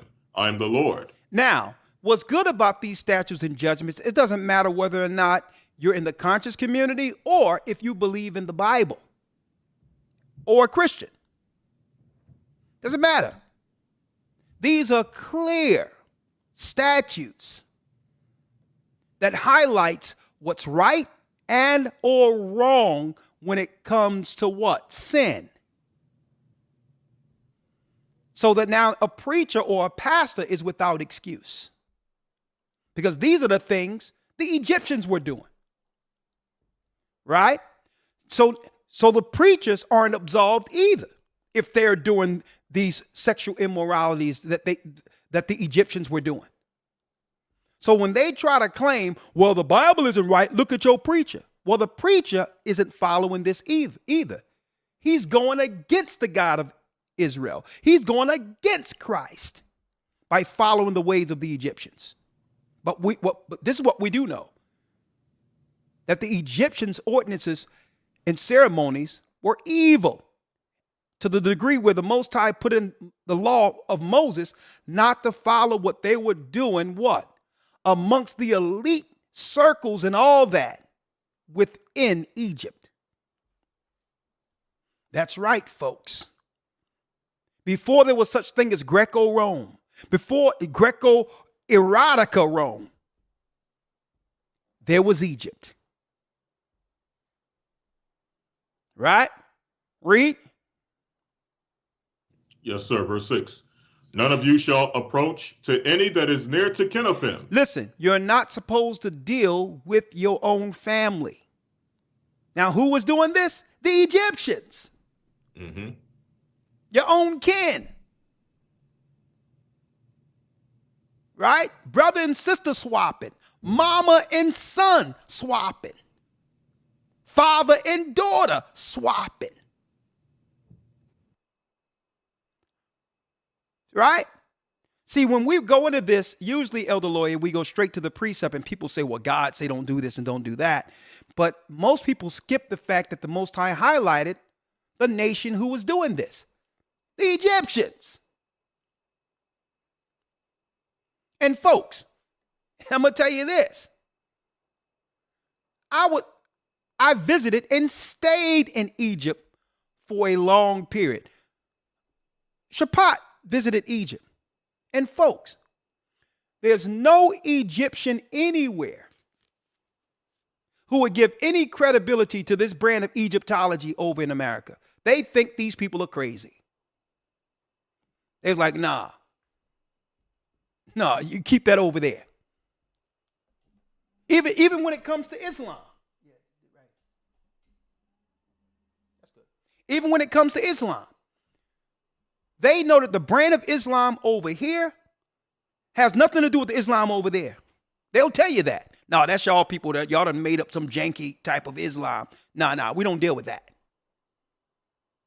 To them, they feel it's a bastardized type of belief that isn't rooted in their history or religion. But yet, they'll peddle that jailhouse ideology to our communities in order to erode or destroy our people who believe in the Bible. Right? Right? So, it's good, right? All right. So let's go to the next one real quick. Let's go to the next one because I have a lot to cover. I have a lot to cover here. Right? I have a lot to cover. I have an interesting thought exercise real quick while you bring up the next one. Yeah. Being that we just touched on Leviticus, right? Brothers and sisters, if you've not been in the academy, you need to get in, right? We have, speaking of Sodom misinterpreted, from time to time there's this there's this section within the news called Sodom Watch, all right? Now, it's interesting because within that group, the alphabet group, the letter people, LGBTQ, right? P, LMNOP, whatever. By the way, what they call pedophilia will be the new addition to that group. But anyway, within that group, they have infighting. Well, possibly. I don't know. We have to be careful. No, I'm just saying because YouTube got this little thing. So whenever they add a letter, they're going to add a letter. But, we're going to let that be. But go ahead. Within the group, they have infighting with the members that are currently there. What is the infighting? You have those, okay, which the Bible speaks of, is against, but nonetheless, that's their choice in this world. You have those who are men that desire men, and you have those that are women that desire women. But here is the infighting within the current members who are already part of that group with the transgenders. The infighting is that they're upset and calling others within the group transphobic because they don't want to be a man who desires a man, doesn't want to be with a woman who thinks she's a man, and on the story goes. So being that there's already infighting and they, like the scripture says, a nation divided against itself cannot stand. That applies across the board. Corporations, bodies, people, whatever, right? So with all that being said, be careful because I got you. With all that being said, to put what's the phrase with the cat in the hen house or whatever, just to further. You mean the fox in the hen fox house. In the hen house? Well, speaking of us not getting protected, where's our protection if one was to join that group with an additional letter? Our sexual preference, we just read it, Leviticus. Let's add a new L to the group. Yeah. Where's our protection? So I see what your point is right there. What Shapat is saying in a nutshell is for those who have a straight way of operating when it comes to marriage traditionally, why can't that be a letter in it too? Right? For those who choose traditional. Right. Great point. But here it is, another thing. We have to be careful with that because right now, unless you're TD Jakes or Puff Daddy, you can't say nothing against that activity, right? Unless you're trying to take down one of our people, right? But now, let's go right here, because in the conscious community, as you can see, you'll usually see what? You'll see women like this. Now, she's a self-proclaimed witch. Fair use.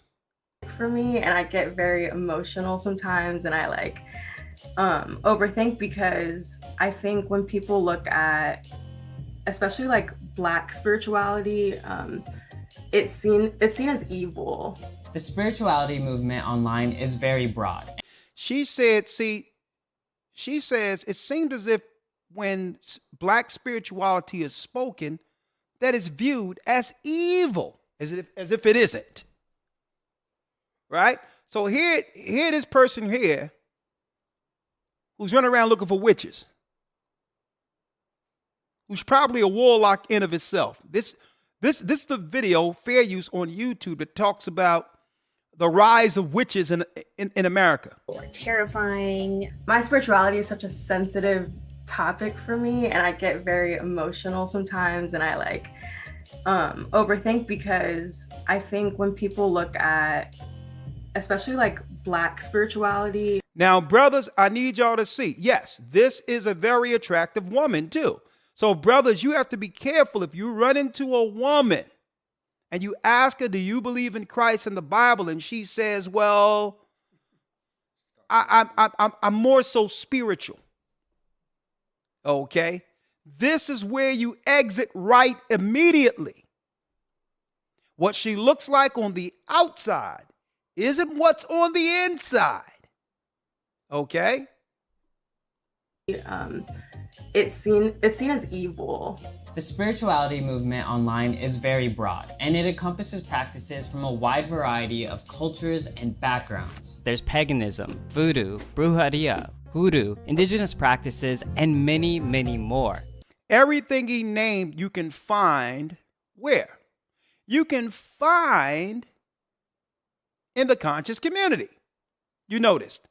Now, PBS used to be, growing up in America when I grew up, was an educational channel. That's right. Mr. Rogers, Sesame Street, Electric Company.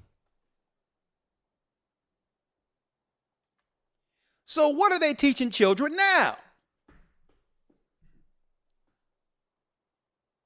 Huh?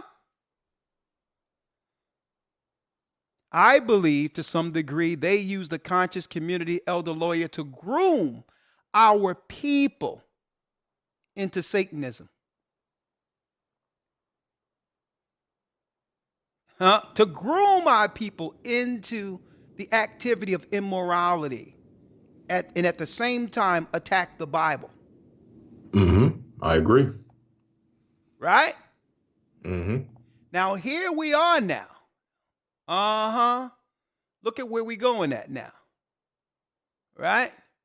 And mind you, the majority of these people who deal with all these different, I would say, sciences of witchcraft and all that, the majority of their origin, their root religion was Islam.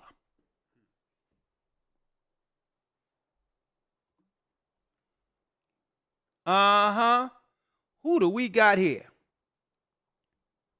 Now, remember, elder lawyer, this brother right here, Philadelphia, not even a mile from where I live. And again, there's no one in Philadelphia who take this brother seriously anywhere. Even the little group that he was a part of, okay? On Girard Avenue kicked him out of that little unit. And then there's proof when you go to the charter schools, this guy wasn't no principal. Okay? This guy wasn't no principal.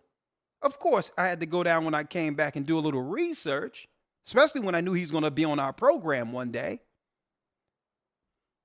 Okay, he never was a principal. Never was a vice principal. The whole thing was he was on record under a charter school because they just needed some credentials because they was getting grant money, and the whole thing was a scam under these charter schools in our neighborhoods. They just needed people with certain titles or created titles to get the bag under these fictitious conscience charter schools. But I'm not even going to talk about that. Because guess what? There is no school and there will be no school. Okay, that's the hustle to end all hustles. We've been hearing this so-called school since 2009. He just keep moving it into another hustle for another year. There will be no school. There is no school. But outside of that, let's deal with the religion of this guy.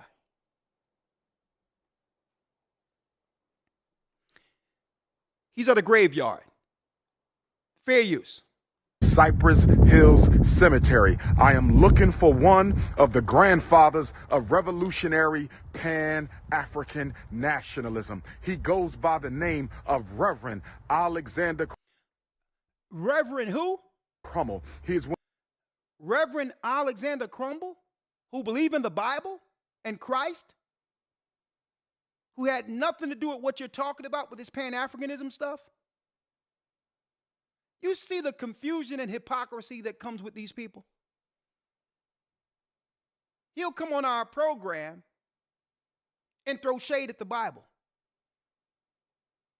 Looking around and doing what? Seeking to desecrate and disrespect a reverend who was inspired through the Spirit within this particular book. One of the grandfathers of revolutionary Pan-African nationalism. He was Booker T. Washington's mentor. Booker T. Washington, another man who believed in Christ and the Bible. Revolutionaries, real revolutionaries, who were inspired through the men in this book, including Christ.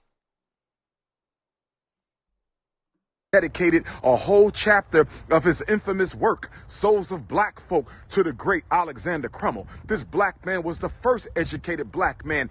And by the way, he's hanging out in a cemetery, folks, screaming, disrespecting the dead. To build an institute of higher learning for black men in the United States of America. He went to Liberia, where he became one of the first professors of Liberia College. He was a pioneer in the field of black social work. He spent 20 years in Liberia as a principal and a teacher. Now, this is all what he learned in history class, black history class, folks. He's just quoting answers to the test to make everyone believe that he's intelligent. And a preacher, and even lost a child in Liberia before he came back to the United States and continued his work for abolition, the end of slavery, the regeneration of Africa, and the unification of all African people. He is one of the pioneers of Pan-Africanism. He went to the African Free School in New York with another great Pan-Africanist, which I believe was Henry Highland Garnett. He was a colleague of my blood relative. All these people, folks, believed in the Bible he's talking about and are acknowledging. But yet he'll come against the Bible. The great and incomparable, the immortal Frederick Douglass, and I'm here looking for... And yes, the family of Frederick Douglass said that, listen, cease and desist, okay? There's no blood connection between the Frederick Douglass family and this guy right here, folks.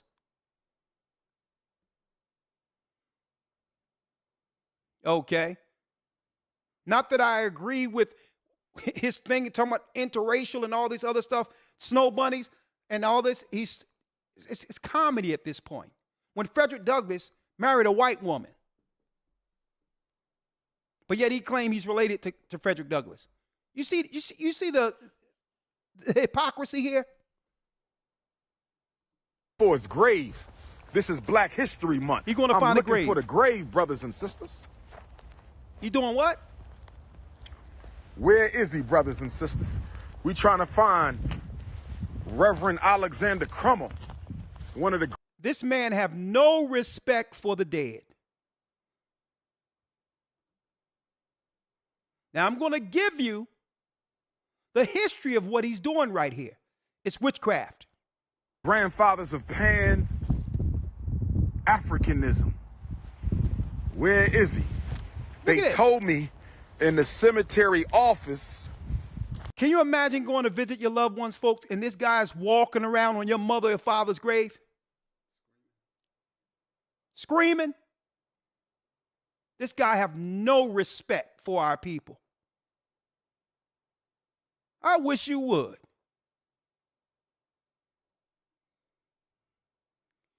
And then he find his way into Ghana.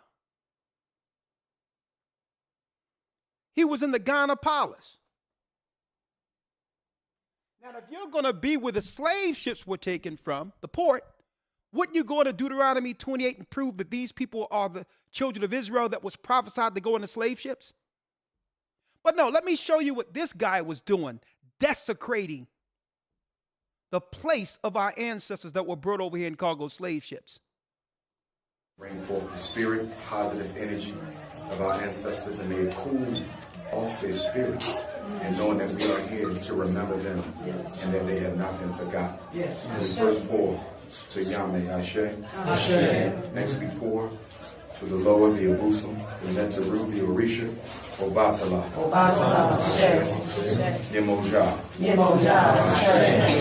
Olokun, Ashe, Oshun, Ashe, Shango, Ashe, Ogun, Ashe, Ibeji, Ashe, Babaluae, Ashe, Eshu Alegba, Ashe, Oya, Ashe, Ochozi, Ashe, Erinle, Ashe, Aganju, Ashe. Next we call on our bloodline ancestors, brothers and sisters. These are the ancestors to whom we are personally and biologically related to. Who do we call? Who do we call?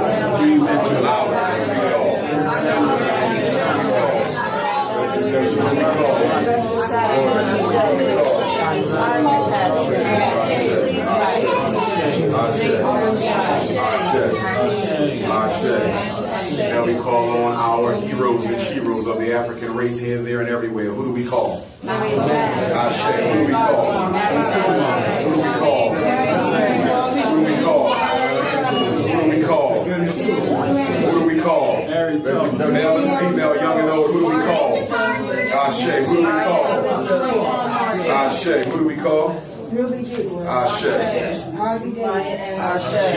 Ashe. We leave the last of the sacred water for the ancestors who perished here at Elmina from 1482 to 1870 and beyond. 400 years of oppression, 400 years of dehumanization, 400 years of rape, 400 years of molestation, 400 years of lack of self-knowledge, 400 years of being deprived of one's name, ancestry, culture, village heritage. For all the ancestors who come through here, numbering over 1 million, we say we shall never forget you. Numbering over 1 million, we ask you to come with us, go back with us to America, get on that plane with us, get on that taxi with us, go back to our very cities, and give us your ashe, give us your energy. The story is not over. Give us what we need so when we go back, we can know that you did not die in vain. We made it because you made it. You suffered so we can be here. We are here because of you and would not be here if we did not walk on your shoulders, if we did not stand on your back. You are the reason that we are here. What are we witnessing here with this idiocy that have never helped any of our people? This is why Vlad and others, the Breakfast Club, give people like this platforms. It's destroying our people. He's pouring libations, right? Let's get the history of libation, brothers and sisters. Let's get it. Hold on. Let's get it. 1 second. Libation. Let me get it. I'm gonna get that in a moment. I see what you're looking at. See that? Yeah. Let's get it. Let's get it real quick. 1 second. Libation. Libation. You see him there? Libation from what? The Britannica Encyclopedia. right? Libation, what is he doing there? Let's get it. Libation.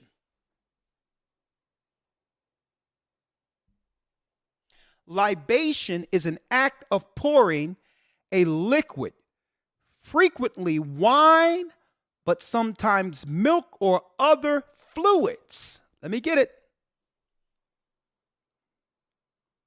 Let me minimize this for you so you can see it. A lot of our people don't even understand what they're initiating our people into. History and society. Libation. That's a religious act, folks. Pouring out for the homies and all that. Here's the root of it. An act of pouring a liquid, frequently wine, but sometimes milk or other fluids, as a sacrifice to a deity.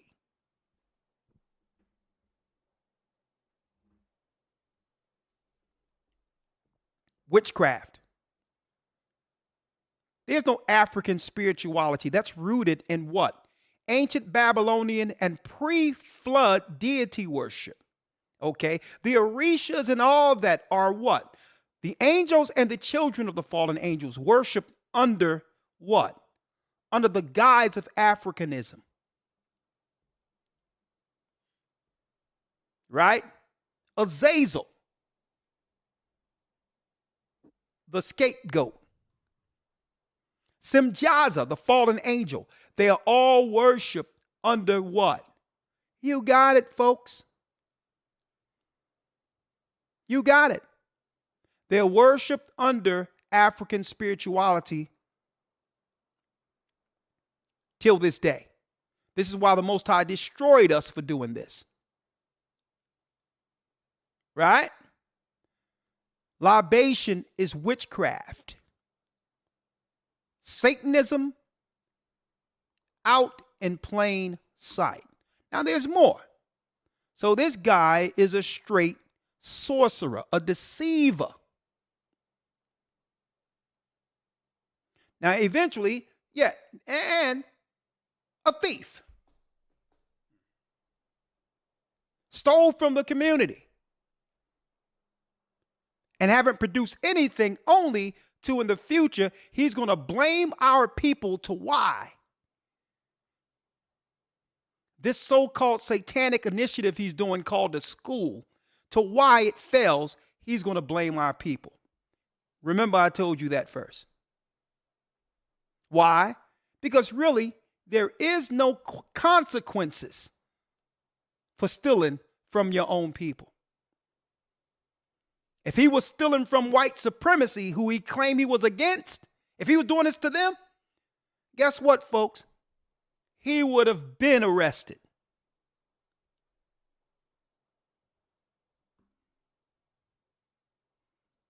Libations. He's a warlock, a deceiver, a grifter, a Satanist.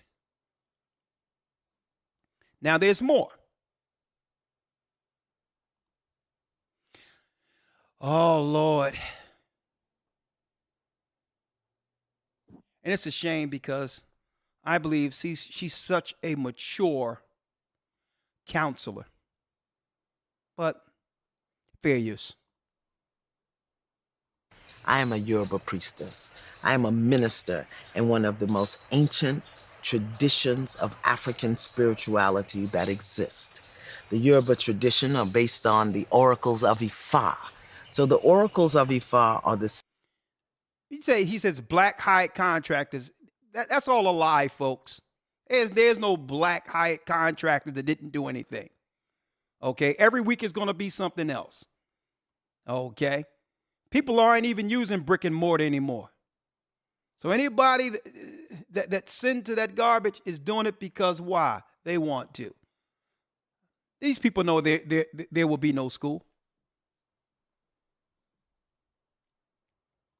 I am a Yoruba. Ayana Van Zandt. I am a Yoruba priestess. I am a minister in one of the most...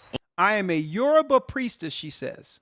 Ancient traditions of African spirituality that exist.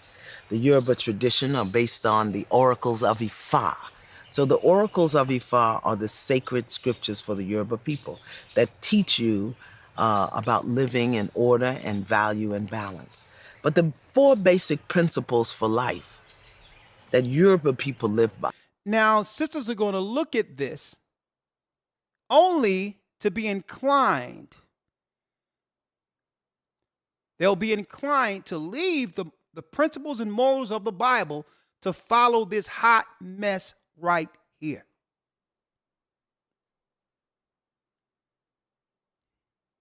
So don't forget, the tongue of the devil comes in many shapes. It comes in many races. It can appear as many races, any gender, and it can also present itself as gentle. Is number 1, honor God. Have an intimate. Honor what God? The God she's talking about, brothers and sisters, is Satan. Satan is the God of this world. So see now, what she just did right there is the con. Because it'll have those who don't know any better believe she's talking about the God you believe in or the Christ you believe in. That's like a Muslim coming to me just claiming that, he follow Allah. And they try to claim that God is my God. Nah, Allah is your God, okay? Because all gods aren't the same.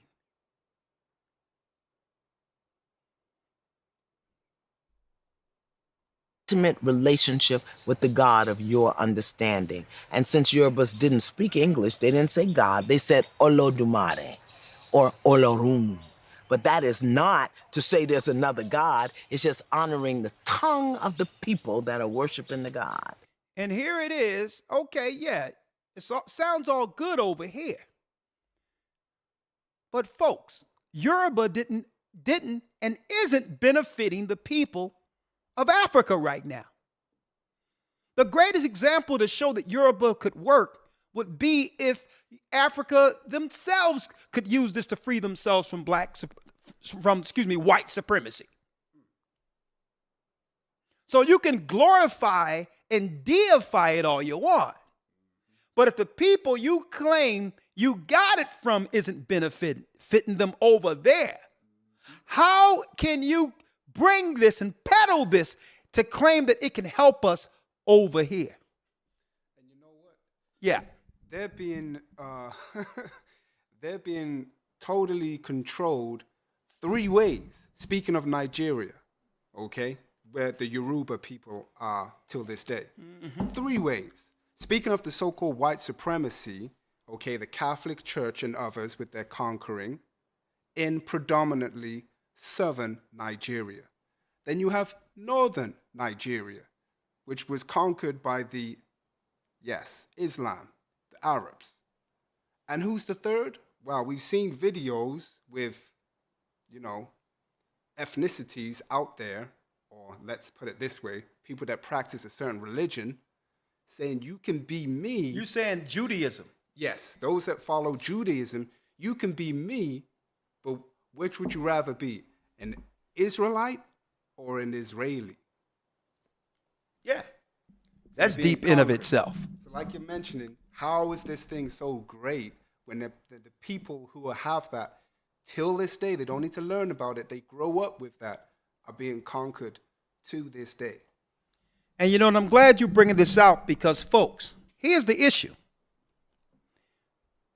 The gods they're serving while dividing our community, they can't serve these gods and goddesses better than the so-called white man can. Understand this. It tell you the beast gave Rome their power. So when you fall into witchcraft as a black person, guess what, folks? You're under the power of their top witches and warlocks who actually know how to operate and get more from that negative power source than you can. And that's why they can only peddle this crap in our community, because outside of our community, they look like fools. It doesn't translate to the rest of the world. See? One thing about this book with the Bible, I can speak to my people, but guess what? It translates beyond my community to be able to affect not just my people, but the world, according to a moral code. They'll only let that crap, matter of fact, they can only have that crap in our community because no other people on the earth takes any of that crap serious. Notice that. If it was beneficial, other people would actually cleave to it and utilize it for themselves.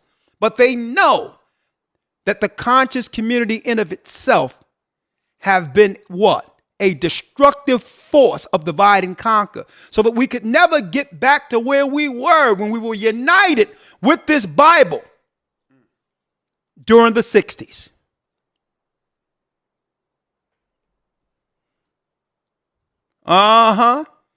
Hey, here we go.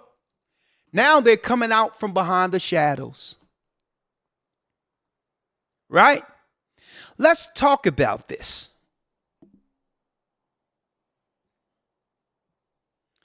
Ancestor worshiping. Now we have to watch out about the Hebrews, because you got Hebrews who deal with what the Bible calls Jewish fables, where they deify themselves by claiming that they were someone in the past within the Bible. Right? When they try to claim, oh yeah, I could have been Peter. Oh, I could have been Moses. And you notice all of these sorcerers that come with that satanic rhetoric come directly out of New York, which is what? The witch and warlock capital of the world. When a man began to deify himself as a god by claiming he was here before, it's ancient Babylonian Druidism. It's from the Druids.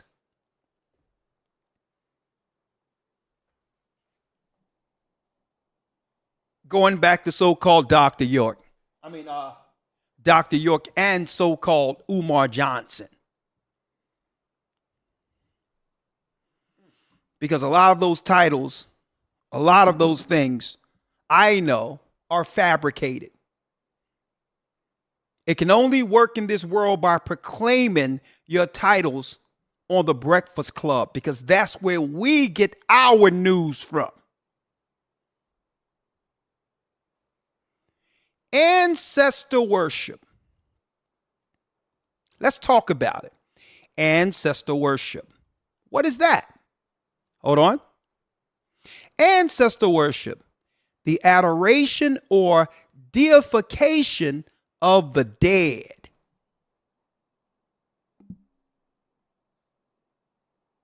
Getting right to it. They'll get you out of the Bible when the Bible says you aren't supposed to worship the dead.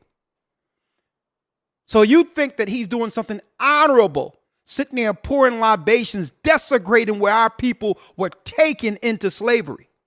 You think he's doing something honorable, desecrating and disrespecting our graveyards where the ancestors who believed in the Bible died for something, while he stands for absolutely nothing.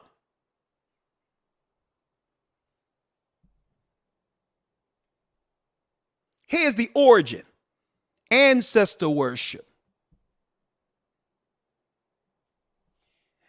The adoration, a matter of fact, let me get this here. Let me minimize it for you.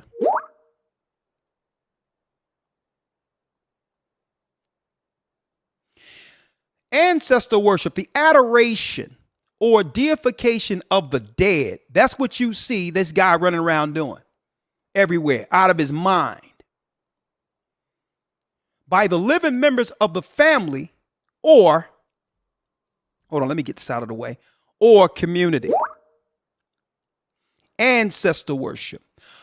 Cults of the dead. cults of the dead surrounded Israel in the pagan religious practices of the Canaanite world and were rejected by the circumcision scribe religion of Israel. We as a people were against the deification and the worshiping of the dead because they were using those demons as a force to break down our people as the children of Israel while we were in the land. And now they have this in our community as something to be glorified or to be practiced. Huh? Who's doing this? Who's doing this? Look at this.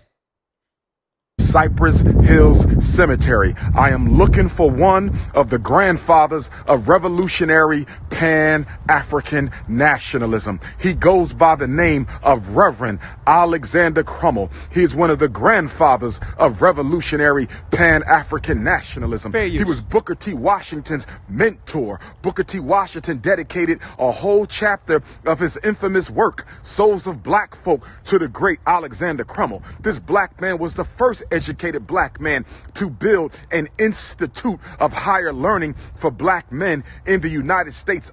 And this is what is called, brothers and sisters, this is an enemy of black people. And because our people are so removed from the knowledge and the love of this book called the Bible, we can't even recognize it otherwise, what an enemy of our people look like. This is what an enemy of our people look like. He's worshiping the dead in plain sight, which is a core, folks. It's a core tenet within witchcraft. We all knew that. The weird pagans back during when I was a little kid growing up, who would come into the neighborhood goth with black fingernails and all that, they were known amongst themselves to smoke and get high and go hang out in graveyards. Some of these whacked out white people who was a part of the occult and all of that. They were known that we even my father said, stay away from those weirdos. They hang out around there. They hang out around there at cemeteries. Seeking to do what? Seeking to absorb, the spirits of the dead. Witches and warlocks will tell you this is a key component within ceremonial worshiping of the occult. And we'll sit here because this guy has some type of silver tongue, but he can only convince the simple or the outright stupid.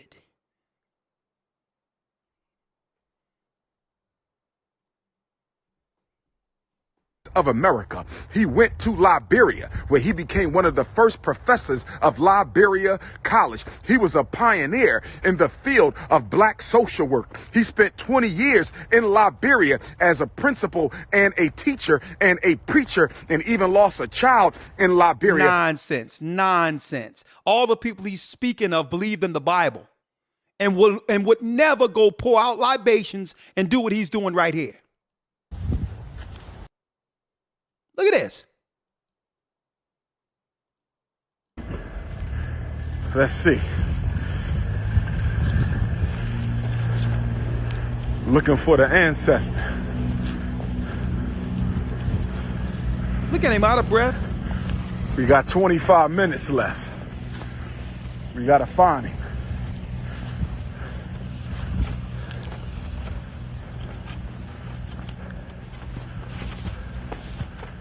All right. This is tougher than I thought. This is tougher than I thought. Nonsense. Look what we've been relegated to, folks. Now, if y'all don't know the history of the Canaanites, this is Canaanite occultism. It have nothing to do with Africa at all.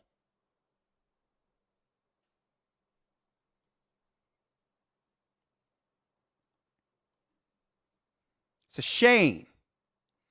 All right, coming on the end of this, right? Come on, hold on. I have more to show you. I have more to show you here, right? Why is it that at the very end, before I start opening up the lines, we have Zoom here. If anyone wants to come in from the conscious community and challenge the Bible, I'm more than happy in a respectful manner to discourse with you. Prove the Bible wrong. I'll pack up and I'll join whatever group you are a part of, if you can prove this Bible to be wrong. And then on top of that, you must show us a unified moral code that we should follow that's better than what's written in the Old Testament.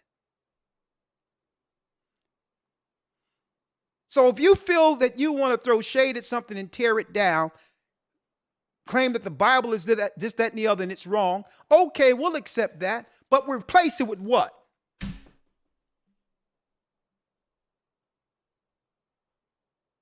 Because the people you call white supremacy, their own code with their religion is called the Republic. Okay, they're not divided in their core belief for power. Okay? The people that you claim you are against and all that, white supremacy, they're not divided through Egyptology, Islam, and all these others. They're unified under one law here in the United States, and they'll die with their life's blood to sustain it, and it's called the Constitution. Where's our Constitution? What law are we willing to stand for and die for? And I'm framing this way because I'm showing you the destructive. This is why the liberal party and all that financed the witches, warlocks as a political system in our community to erode us from the inside out, targeting our children who believed once in God and that Bible. And this is the danger, folks, right here, to end it up. Here is a late 1800 definition, 1828. Here's the original definition for black and why it's dangerous for us to unify under so-called melanin or the term black.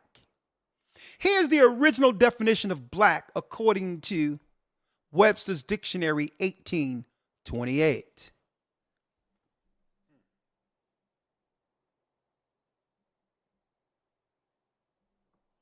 Black, 1828 definition.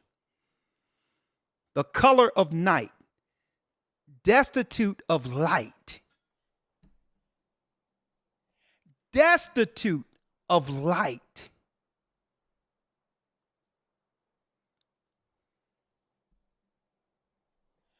Darkened by clouds as the heavens, black with clouds, sullen, having a cloudy look or countenance. Atrociously wicked. Right? Hold on. Let's get it again. 1828 definition. What? Let's get it. That sounds like the conscious community to me. Black power. Black power. Atrociously wicked was the original definition of black. Horrible as a black deed or crime. That's why the criminal element of our community, which have eroded our community, selling drugs and all that, predominantly came out of that community.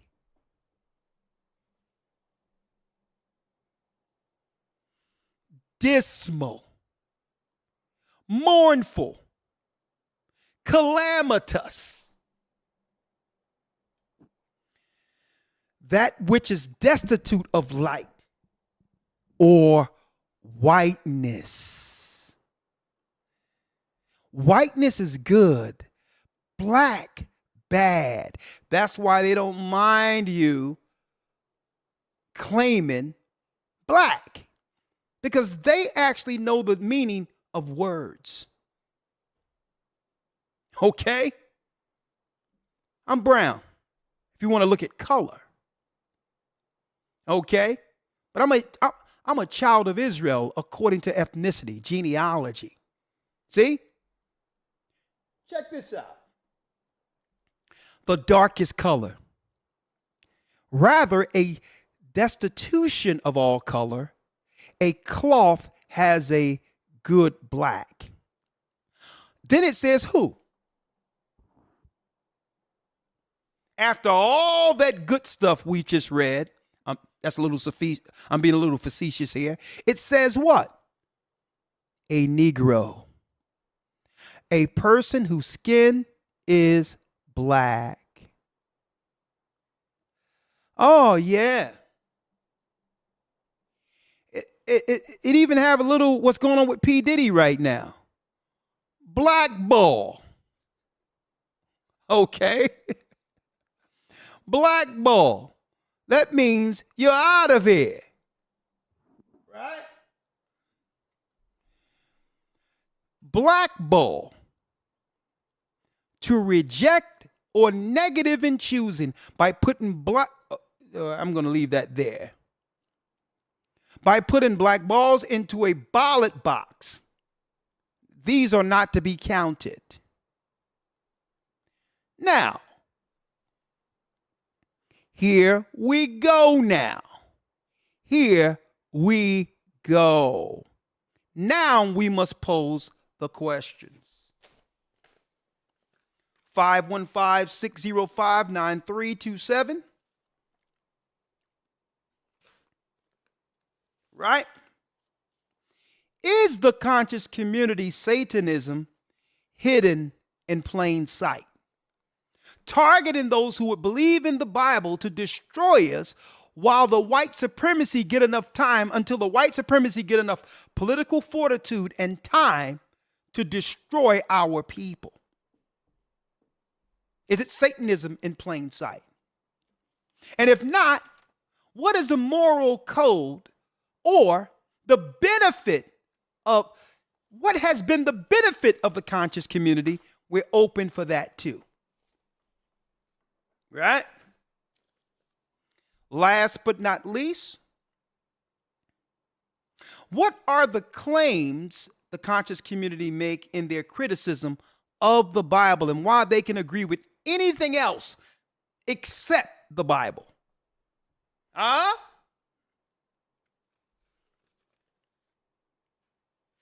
Let's talk about it. What claims they make to justify not dealing with the book, which identifies the evil we can discover within the community itself, be it the dealing with children, the immorality when it comes to sexual behaviors, whether it be man on man, woman on woman, whatever it might be, kinfolk dealing with each other. Guess what? In that community, there is what? There is no boundary, or right or wrong. How do we know this? If there was a moral code, they would have showed us already. Are they what? Were they and are they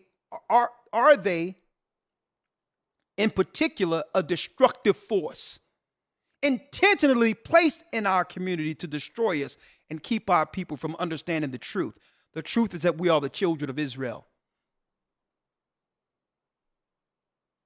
And that we've always been a people of law and morality. Okay? And the only way to get back what we lost is to come back under that same law. Okay? So let's talk about it.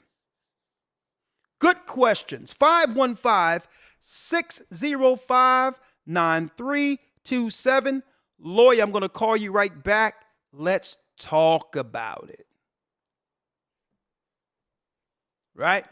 And that's if Blog Talk will allow me, because it's been a week. We're paying this stuff and to no avail. But if not, we'll do Zoom. Either way, we're going to talk about it. I'm going to call you right back, Elder Lawyer. Yes, sir. I'm going to pose the questions again. And if you're from the conscious community and you are respectful, I'm willing to hear what you have to say. Okay? And one thing I don't go for projection, and I don't go for changing the subject. They're good at that. Okay? Let's go. Let's go. Let's go.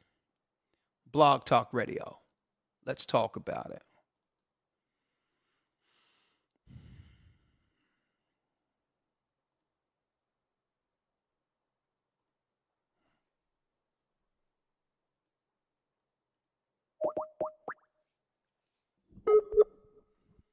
Hit the like button, because hey, it's about to, hey, let's get into it now.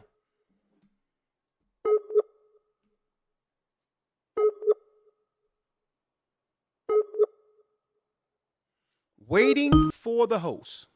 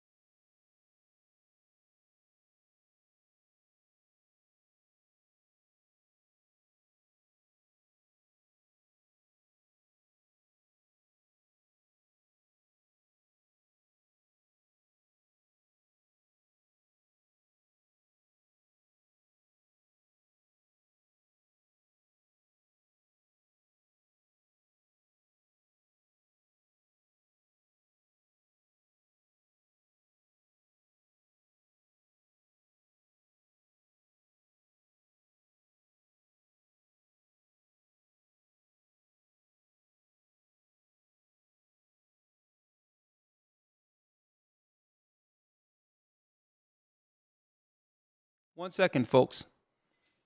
Blog Talk been giving us issues for over a week now. Look at this. And we're paying for this stuff too. Nothing. I've been dealing with this for over a week now. Obviously, someone don't like truth. Okay? Truth conveyed to the world. Someone, look at this.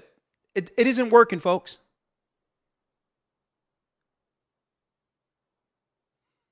But it's okay. It's all right.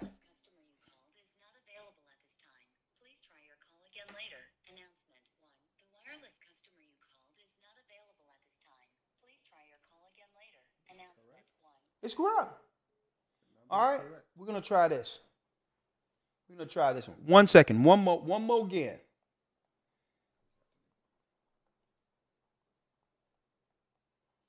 Come on, stick with us, because I believe that something nice is going to come out of this broadcast. Who knew Ayana Van Zandt was dealing in the occult type of thing, calling it African spirituality? The Oprahs and all these others who've been used to destroy our community. Folks, they did it from the inside out.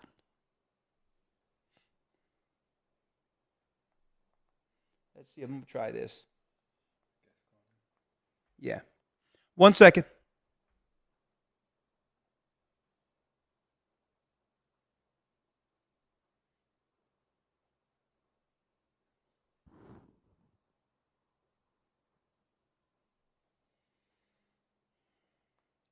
All right, try this.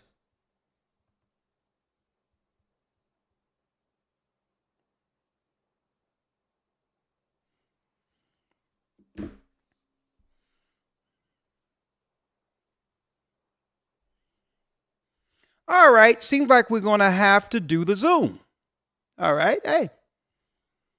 And I guess I'll be doing some legal stuff when it comes to Blog Talk, or they're going to have to do some refunding over here. Straight up. No, it isn't working.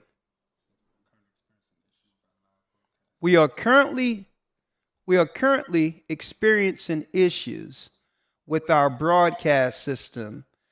Our engineers are working to fix the issue. They've been working to fix this issue, brothers and sisters, since about 2 weeks ago.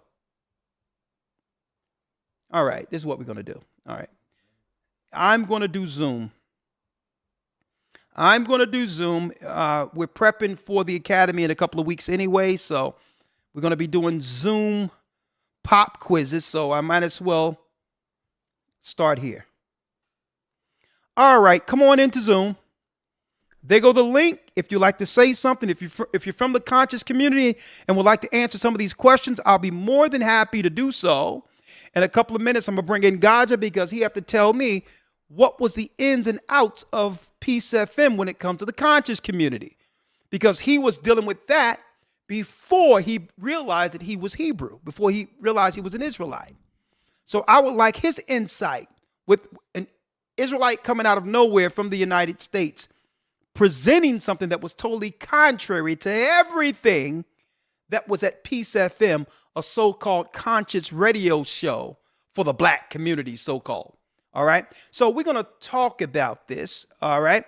I'll be right back as you all file in. One moment. And again, January 7th begins a new Hebrew and Bible Academy. You don't want to miss it. Shabbat is chopping at the bit with the news and what's about to come down the pipeline. You don't want to miss what's going on, folks. I'm going to tell you, because they're talking about a Black Swan event in 2025, whatever that might be. And I'm going to let y'all know what the Black Swan events, it could be anything, but it's going to mean something that would switch things around as far as the banking goes. That and more. And they're preparing for what happens in the United States if another election get finessed. All right. So hold tight. Let me pull this up. All right. Let's see. All right. All right, here we are. You see Zoom? Right here? All right, here we go. All right. All right, people are filing in. Thank you. And tell me what you think about the information that was broken down. Let's answer some of these questions. And before we do that, let me pull back Elder Lawyer, because obviously, I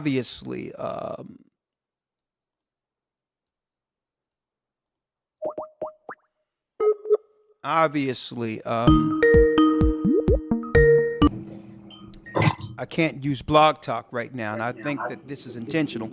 Elder Lawyer, you there? Elder Lawyer.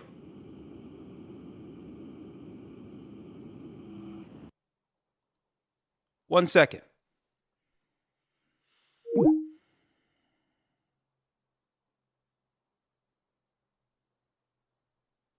One second, folks.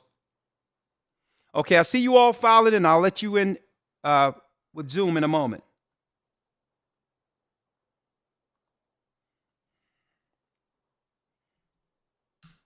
Okay, don't forget April, what I'm talking about. January 7th, yeah, I know what I'm talking about. January 7th begins a new Hebrew and Bible Academy. We have a lot of new lessons ready, and we'll have pop quizzes, you name it. You don't want to miss the next academy, all right? In the meantime, hold on. In the meantime, we'll be right back with the dialogue. Sorcery and witchcraft within the unconscious community. I'll be right back in 2 minutes. Hold tight.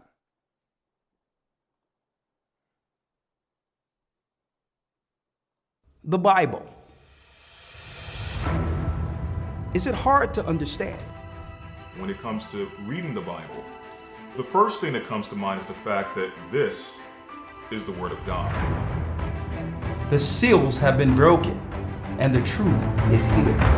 And when we go throughout the scriptures, when we go throughout extra biblical records, we find that the language that God employed, that he used to create the heavens and the earth, was the Hebrew language.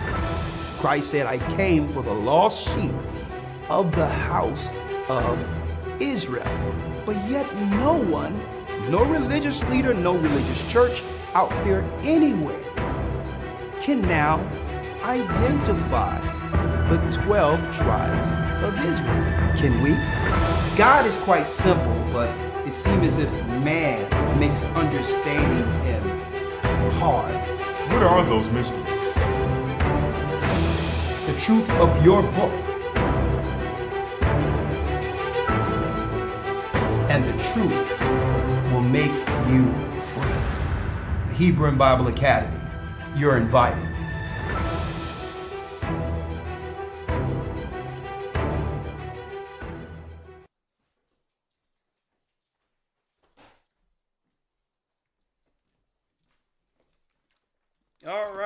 All right.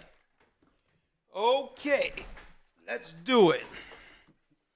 Let's do it here. Bless you, bless you. Let's start letting some of the people in. Thank you for your participation in the academy. I have Shapat with me right now and waiting for Elder Lawyer to call back in on a different device. But in the meantime, let's see who we have working here. All right, view. We're going to bring in first and foremost Kwame from Africa. Kwame from Africa, first and foremost. Make sure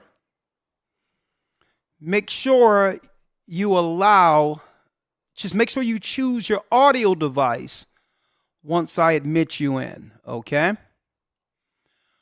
Kwame, how are you, my brother? Okay, that's Elder Lawyer. That's Elder Lawyer. Elder Lawyer, you there? Yes, sir, I'm here. All right, where's your video? All right. Thank you, Elder Lawyer. Let me make sure you're good there. All right, Elder Lawyer's back. All right, let me move over here real quick. All right, make some room. All right, we have Brother Kwame from Ghana. Are you there, Kwame? All right, let me switch out the speaker so they can hear you. All right, say something now, Kwame. Shalom, Elder, please, can you hear me? Yes, I can hear you loud and clear. You're calling in from Ghana, correct? Yes, sir. Yes, sir. All right. What say you on the broadcast, what we're dealing with today? First of all, I give praises to the Most High, and also Elder Shapat, I greet you, as well as Elder Lawyer. All praises. Well, Elder, talking about the witchcraft, in fact, witchcraft is very, very, very deep rooted here in Ghana. And before I say anything, the place where that brother Umar Johnson was standing, I know there. I've been there before. That is a dungeon in Elmina Castle in a central region. In fact, Elder, when you enter that place is very dark room. There is no light there. And there is a shrine in that room where people do all sorts of witchcraft, pour libation as he was doing over there. And that place is not a place to desire or the place to be there. I've been there myself. So that place is very, very, very nasty place. That's it. And secondly, the witchcraft you're talking about, in Ghana, it has taken a different dimension here. Within Christianity, Elder, now in Ghana, almost 70% of the Christian pastors, mind you, are claiming to have some anointing oil, ointment, and soap, which they are selling to people when you watch the TV and radio, they are publicly selling it. So they claim that their creams and their oils have power to solve any spiritual problem. So if you need favor, you can come for the oil. If you need a good marriage, you can come for the cream. If somebody is disturbing you, or your boss is not giving you peace at your work, come for this oil. And this is what is going on here in Ghana. It's very, very, very weird and very disturbing, Elder. So the witchcraft is also being practicing here, even among the Christian pastors. Which is the Christian very, very pastors are doing witchcraft? Talk to us about that. Exactly, Pastor. Because when you go to a Christian pastor, the first thing they will ask you to do, either to buy anointing oil or quote unquote holy water. In fact, I was invited to a local TV station, to teach this truth, right, Elder? And when I went there, the owner of the TV station is a Christian pastor and a herbalist as well. And that man has a small bottle of oil which he sells publicly, and he claims that oil is a spiritual gun.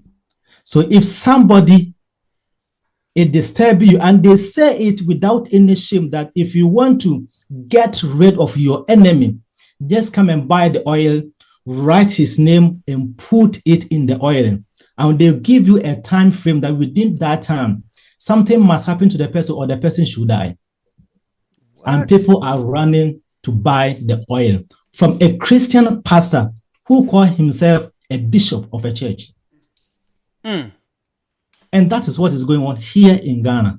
So the witchcraft is not only in the conscious community, but also within the Christian society or the Christianity.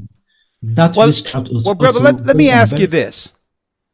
These Christian pastors know that the Bible in of itself is against witchcraft. Christ and the whole Bible speaks against it. So how do they justify this with those who go to church? Well, Elder, do they not read the Bible? Elder, one thing is that Ghana, I can speak from the experience because I'm here in Ghana.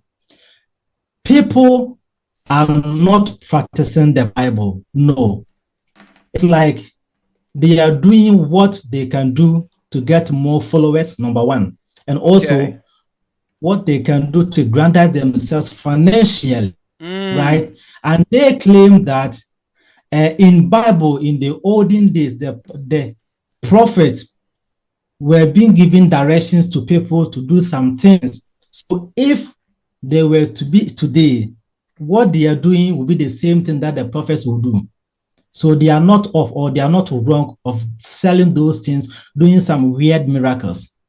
So they justify it on TV, on radio, everywhere. So let me ask you. It seems normal here in Ghana. So the mess we see through the evangelists that came over there into the Americas, it seems as if Africa have digressed religiously. They have regressed religiously compared to the slaves that were taken off the shores. Elder, one thing is that here, the lies and deception are massive here. Elder, you won't believe here what people are dealing with. I'm talking about those who claim to know the truth or who preaches the Bible, right? And I'm not surprised that the Most High, because I know that according to prophecy, in the land which we were told we are not the children of the Most High, the same land will be told that we are the children of the Most High. So I'm not surprised that the truth came from you over there, because here, the so-called missionaries has really deceived our people here, and the lies are everywhere. Now here in Ghana, even where I am now, my place, a small community, but we have about 70 churches here. A small community with 70 different churches. Yes, right behind my house, there is a church. maybe Elder Shapat may know because he's been here before. Yeah. Right, but we share wall. And the next 3 houses away from mine, there is a church. Different churches here. But if you come and see our community, things are going wrong. Let me ask you this, right? Because we have seen the criminal behavior of that brother Umar Johnson from my hometown, Philadelphia. So I went and did some research and realized that it's the worst. This is what's allowed in our community to further erode and take finances out of the community that's sorely needed to go into nothingness. And they justify this by redirection or projecting. Right. They'll say, well, the pastors take money. So do that justify you doing it? So they'll project by moving the goalposts and saying what the pastors are doing. Okay. But the pastors, regardless of what you're saying, at least they're presenting a book that has a moral code in it, whether that pastor is following it or not. He's the hypocrite, the pastor, but the book is real. And then on top of that, at least we can look at the benefit that the church and those who believe in the Bible through institutions, how it benefited the community. Right. At least we can say, well, okay, there's schools, there's a lot of things that came through those who believe in the Bible, even the civil rights movement, that give you the autonomy now to go and grift all throughout this earth with your nonsense. Right? So what is the take of people like that from the conscious community from the continent of Africa in different communities, even though there's so many countries there? But what is the take on when y'all see people like Umar Johnson and others over there, who's really a grifter stealing money from our people? But go on. In fact, Elder, he is not different from some people we have here in Ghana, because so the scams are endless. So when it comes to Africa, they done picked up the come back to Africa scam. So our people learned it from what? Those there in Africa, the scamming? Well, I don't know whether they learn from here or they teach those people here, because we have the same situation here. There was a time a man also here in Ghana was, appealing for funds, just like Umar Johnson is the building doing fund, the old building fund scam. Yes. But unfortunately, as we stand, we don't know where the person is. He had disappeared. A lot of people contributed a huge sums of money to him, but now he's nowhere to be found. So the scam, but as I said earlier on, it has now. No, what I'm asking is, do people in Africa, when they see people like Umar Johnson with the con game and libations and all that, do y'all know? Do y'all, looking at it from over there, do y'all know he's scamming over here? Because this is what y'all recognize amongst your own, the children of Israel there? In fact, I can speak for myself. I know him because I've been following your lessons for some time. I know what he stands for. But some people, when they see people from United States, they see them as maybe as celebrities. Exactly. I got you. Exactly. Okay. All right. I got you. They just follow them. Oh yeah. By the way, the guy who got away with y'all cash, like we got someone here that's getting away now. Let me ask you: was there a school before he left? What happened to the building? Elder, even if there was a one block laid, we can even comfort ourselves with that, but there's nothing. Look at that. Well, brother, you're doing a great job over there. You're standing against all odds, the witches, warlocks, and sorcerers. But brother, you're baptizing, and brother, I thank the Most High that you are holding a fort there in Ghana. Praise the Most High. Until I see you again, man. I can't wait to see you. But hold the fort. We're together in spirit, my brother. Thank you, Elder. Thank you, Elder. Shalom. So let yourself out. Oh yeah. Yes, sir. The Yes, back. sir. You can let yourself out, and as you can see, the Back to Africa scam is actually happening in Africa too. All right. Hold tight. 1 second.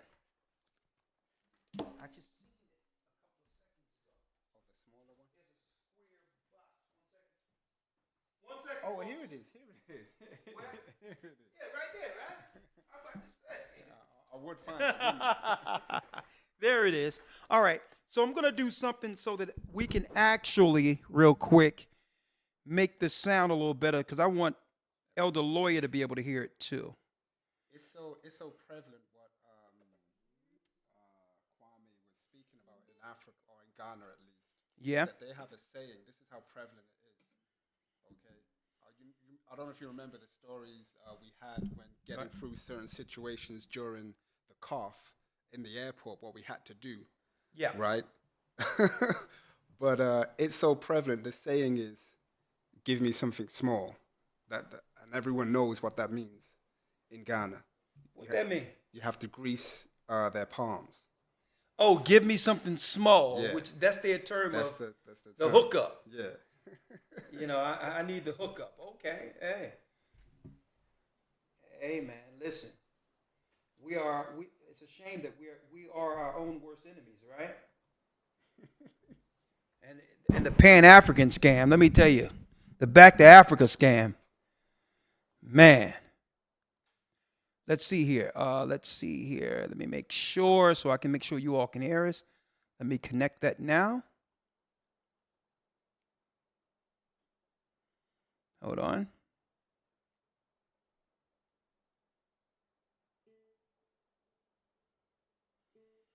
Hold on. I'm connecting this because I want everyone to be able to hear, including Elder Lawyer. It's connecting. Okay, it's connected now. All right. Let me go here to Zoom. Okay, folks. I know you're waiting on Zoom. I can bring you in now. All right. Let me go to Zoom and make sure that they can hear us through the JBL. All right. We good. All right, Lawyer, you should be able to hear it on your side now also. Okay? Yes, sir. All right. Let's go. All right. Who do we have here next? Sequoia. Let me bring in Sequoia now. All right. Sequoia. Yes. All right. Let me put up the Zoom for those who would like to come in. In particular, also that if someone is coming in from the conscious community and would like to explain to us, I'll be more than happy to let you in. Right? What are the core commonalities that bring our people together within the conscious community, and what benefit has it done for us? And what's wrong with the Bible? And why not just follow the codes within it? All right? And if not the Bible codes that can put us on one accord, I need you to give me the Bible or the moral foundations that you believe in according to a moral code that we can all come together under before we're destroyed. All right? Okay, we have Sequoia Herman. Okay, Sequoia Herman here. Let's see, Zoom here. How you doing, Sequoia? I'm good. How are you? I can hear you loud and clear. Go on. So yeah, it's Sequoia. I don't know if I put it on there wrong or not. First off, all praise to the Most High, and thank you for allowing me to get on here. The floor is yours. You kind of cut off. The floor is yours. So I'm taking a little different approach right now. So it's more on the relationship side. Kind of earlier when you showed that video of the young lady, and you said to our men, if they see this type of woman to kind of run the other way. I have a similar situation. Well, I'm not going to put the man's information out there or anything because I know he's not an enemy and I still love him. But there was someone that I dated who at the time when I first met him, I got the same information as far as he was spiritual when I asked if he believed in God. And so me not understanding, I was only so far into my studies. I still brought him to my dad, which was my stepdad at the time. And we both was learning, and we both thought that, hey, he was a good guy. He seemed honest. But as time went on, we started seeing things where, he was very into crystals or incense or different things. And I realize now that it doesn't always have to be blatantly obvious right in your face. It doesn't have to be, what a lot of people see, all the things that people use to show what a warlock or a witch is. Sometimes it can become a little more subtle.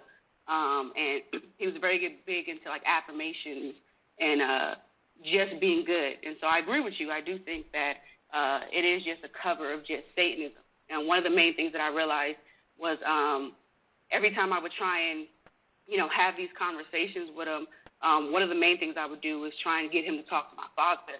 And it just seems like it would post him every time he would try and talk to him. At that point, he really just wanted to separate me from my dad. But he did it very nicely. It was under just, hey, you're my woman and I love you, and why don't you follow me, and different things like that. And also being an Israelite, I understood that, hey, it's not his fault that he didn't understand this information.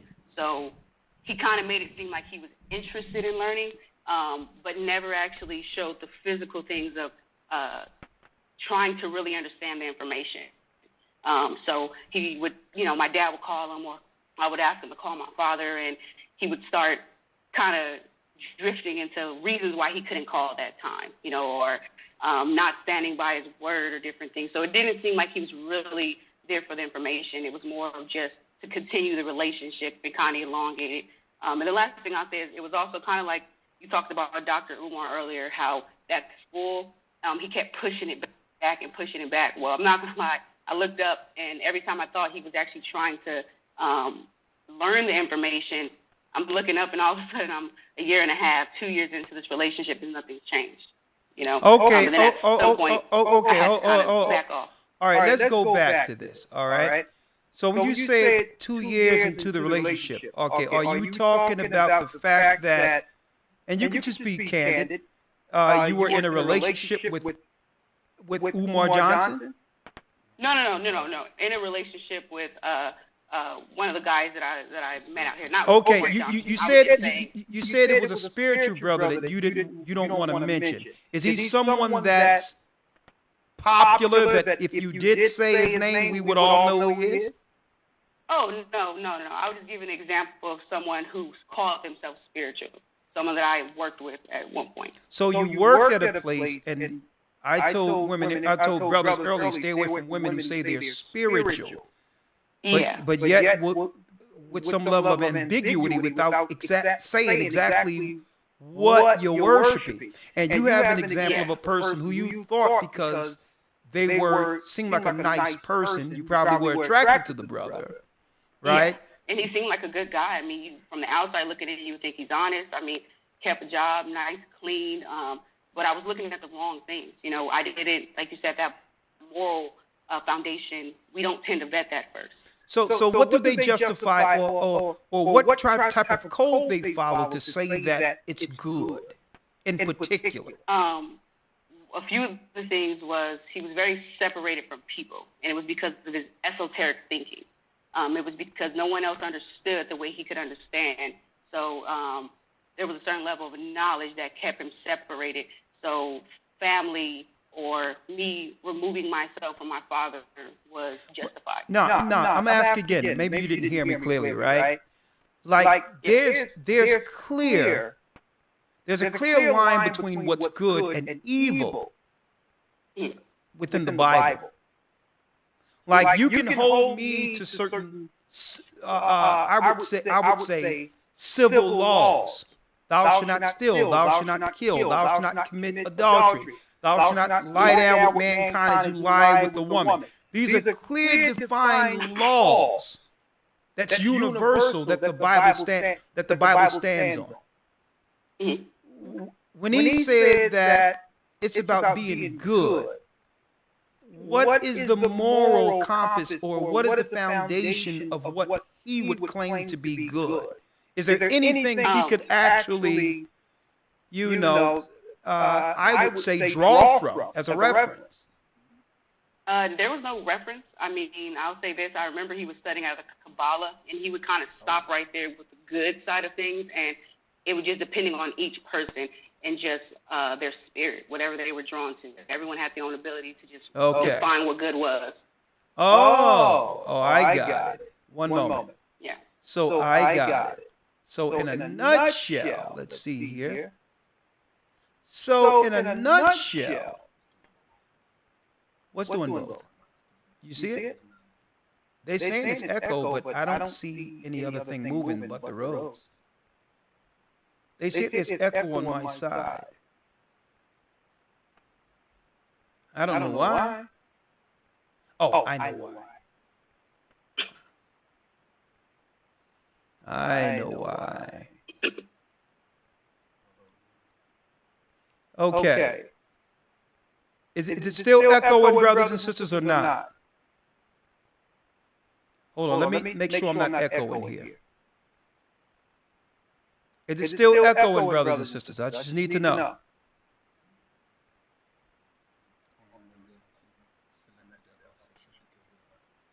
Okay, I'm going to do it again. It says I'm still echoing, but... Okay. It shouldn't be.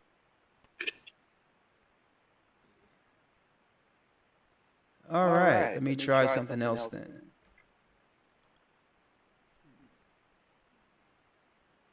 All right, let's see.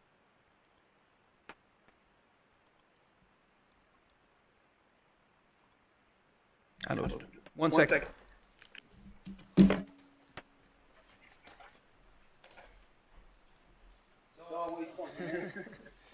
It's always something.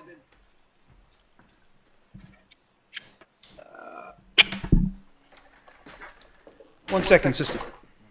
Yeah. I got this one right here. I got one. Nah, it's good. Oh, yes, sir. All right.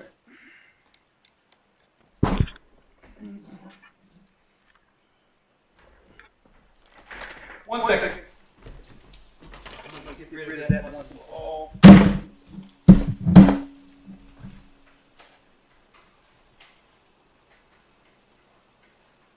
Hold on, sister. You don't want to. Okay. Got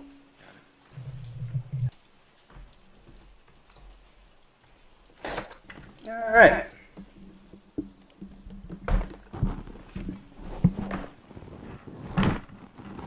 Let's try this. All right. Let's try that.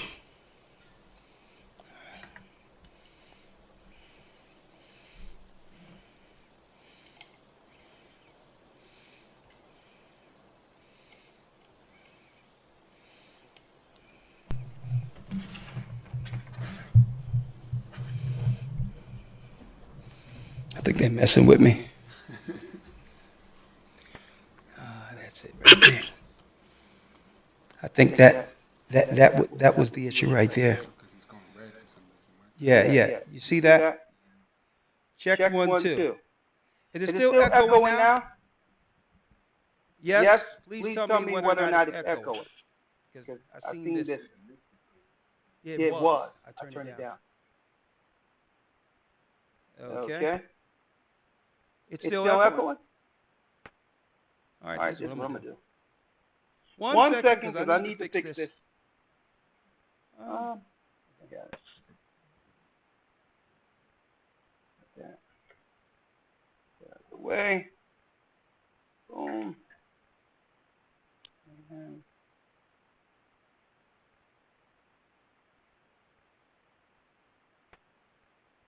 Yeti.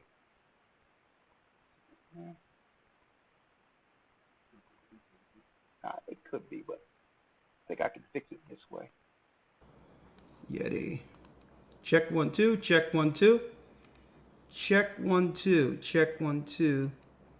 You see the Yeti? Let me try this. Property. Oh, yeah. Yeti. Check 1, 2. Check 1, 2. That's it right there.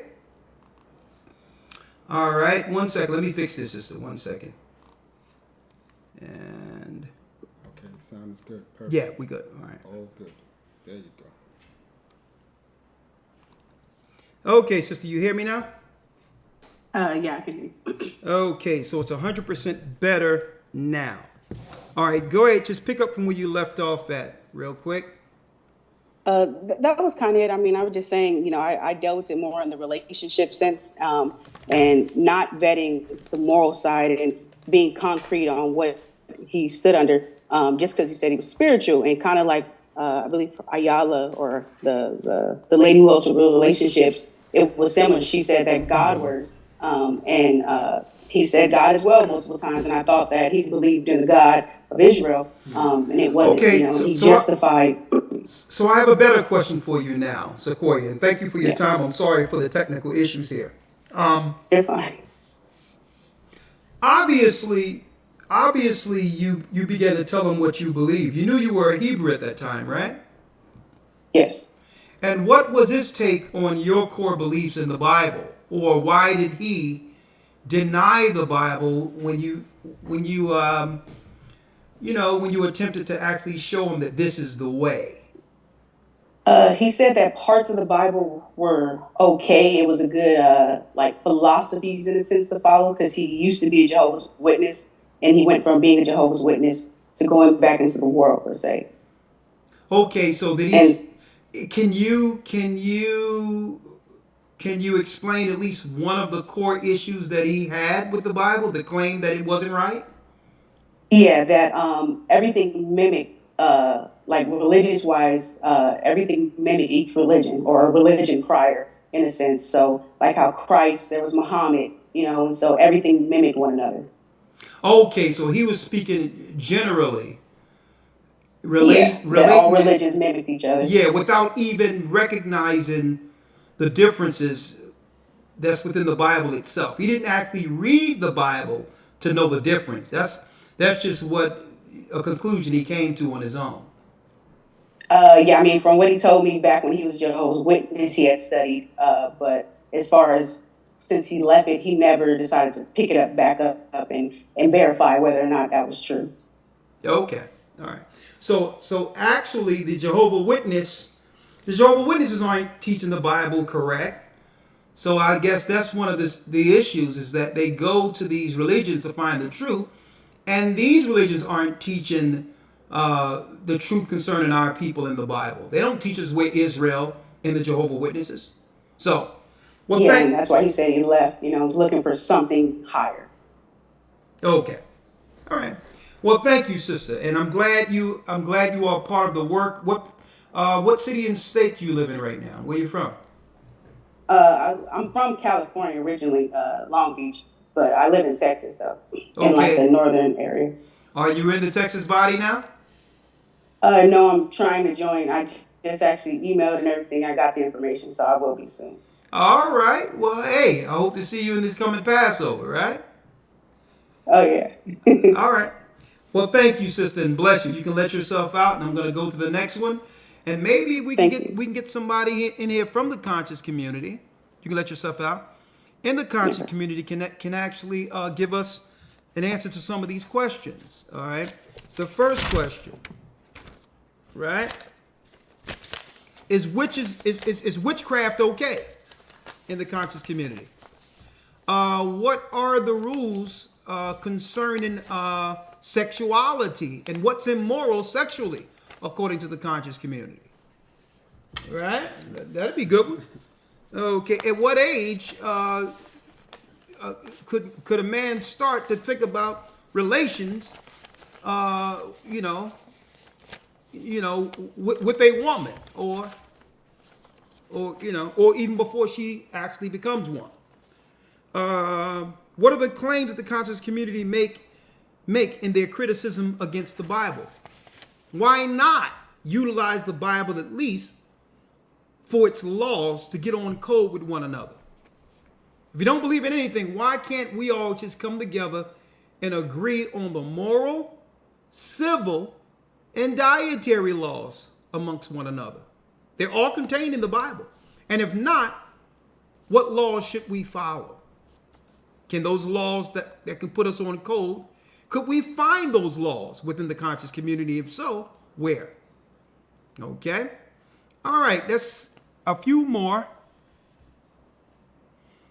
Sister Carol.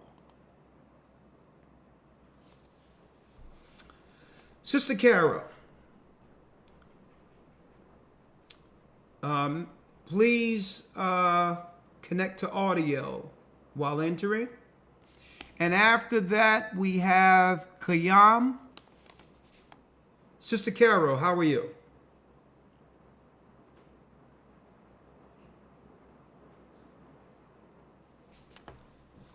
Still connecting. Sister Carol?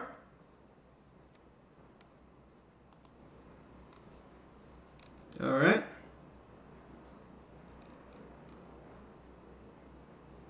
Sister Carol.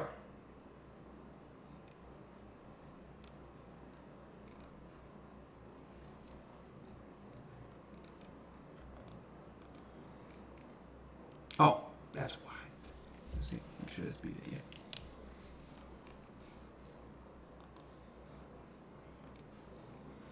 Yeah. Okay, Sister Carol is still Trying to connect. She's still trying to connect. Hold on. Oh, there we go. Okay, Sister Carol, unmute your mic, please. Unmute for us. And thank you. We're still in here, kind of thick. 2,000, even though we are Some serious. we're using the midnight oil almost. Sister Carol, please unmute.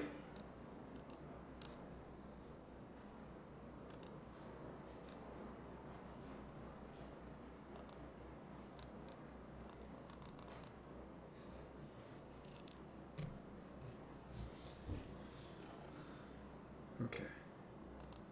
What those dots do next, right? Nothing. Yeah, I think I'm having an issue with Zoom now all of a sudden. Okay. Ah, muted again. Just hit it one time.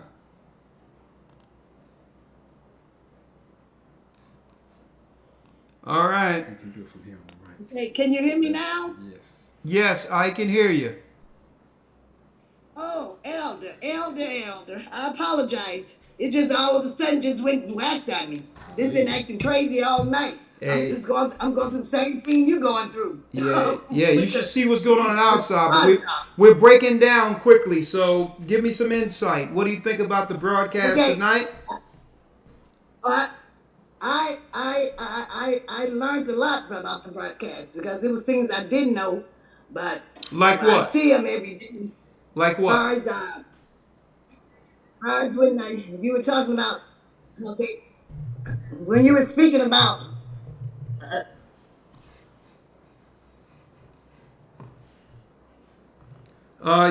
you fell out, sister.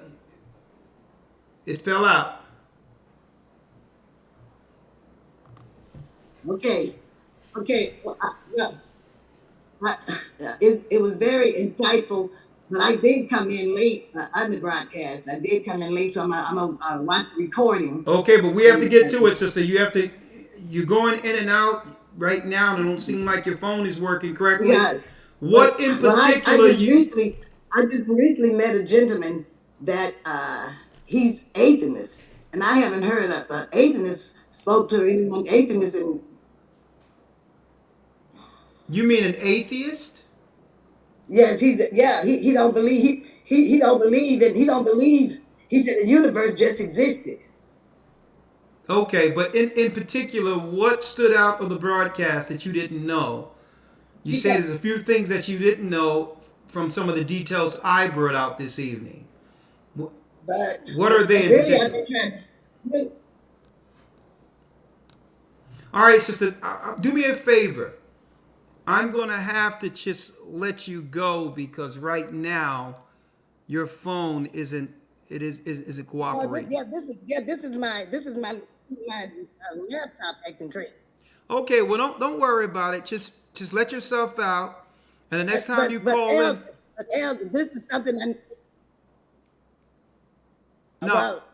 No, sister. Right now, it's not going to work because I'm hearing every other word. So let yourself out. Write down your concerns. I didn't know about the African situation, about the Africans. I didn't know about the African trees. Okay, sister. Unfortunate that I think you got dropped there, but just call us up next time through a different device. All right, because it's very bad. It's very bad broadcasting. All right, right now. All right, thank you. All right, Kayam, Chris, and we have Navigators for a Healthy Louisiana. How you doing, Kayam? Yes.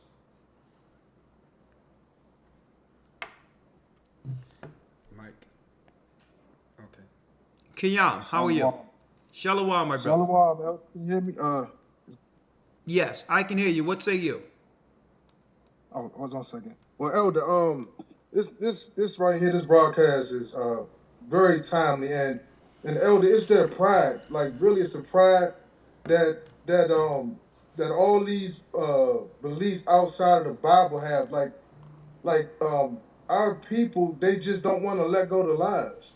And I remember a brother, he basically was trying to talk to me and trying to get me into leaving the Bible, me doing Uber.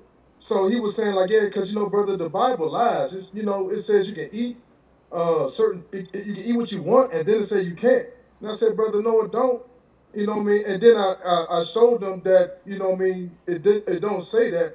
And it's like they'll say they've read the Bible, but they actually haven't read the Bible. You know what I mean? So, and the thing is, I remember when you had the discussion amongst Israel. Yeah. And I remember you basically stated that, how could you have a conversation with people that can make up anything as they go along? And that's what it is. It's like they can make up anything. So it's like it's hard to have a discussion with people that can just make up a lie, And I remember a key thing that you said, Elder. You said it ain't their ego that's on trial, it's their souls that is on trial. And I think they have to really realize that the Bible is proven to be real. You know what I mean? Without a question.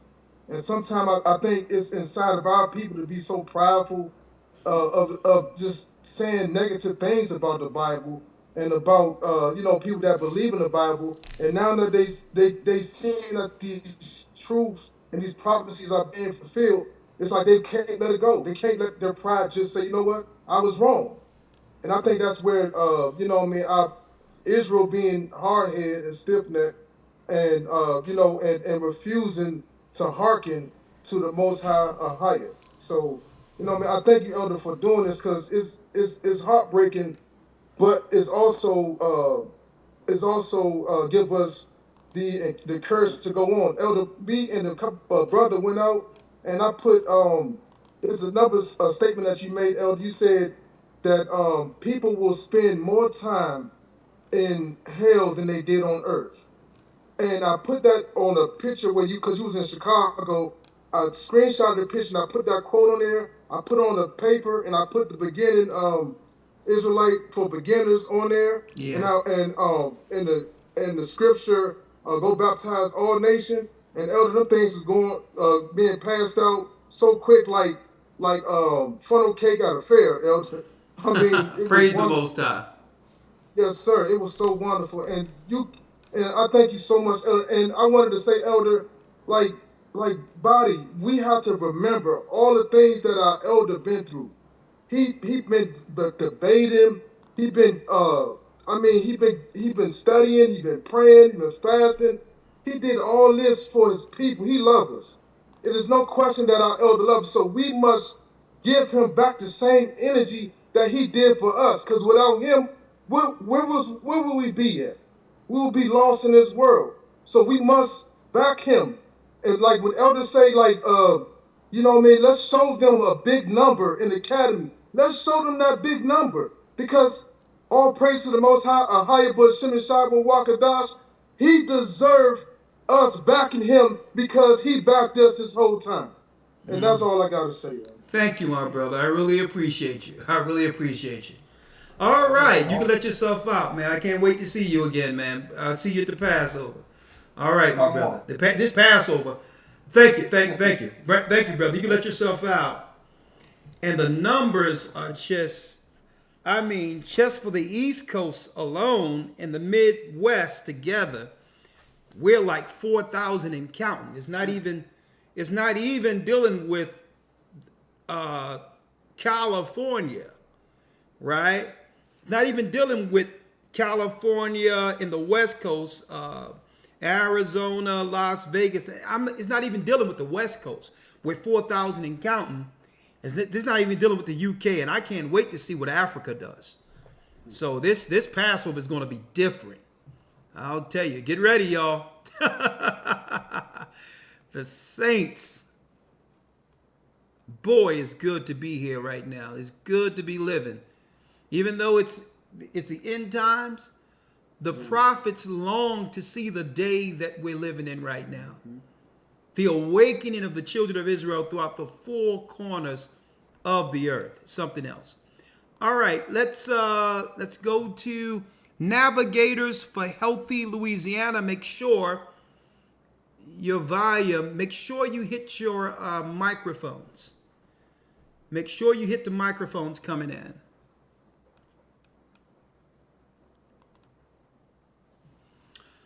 Shalom, how you doing, sister? We're going to break it down where we're going to do 2 minutes per because I have to eat, actually.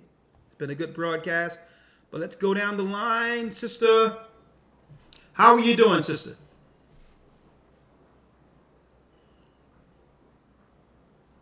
She's connecting to audio. I'll wait till you connect. Okay, I guess she fell out. All right. Kavon Jones. Kavon Jones. After that, we have Kadera Castor, Officers REI, and Christopher Mann. And we'll end it there.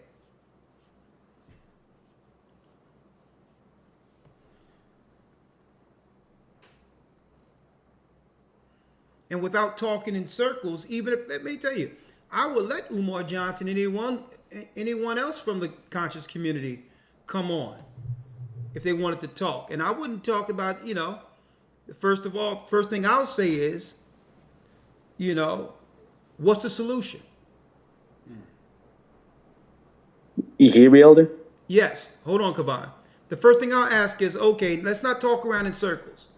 You claim to be for our people. What's the solution? Please don't talk about that school. And we ain't talking about that school. That school ain't gonna happen. So what's the solution?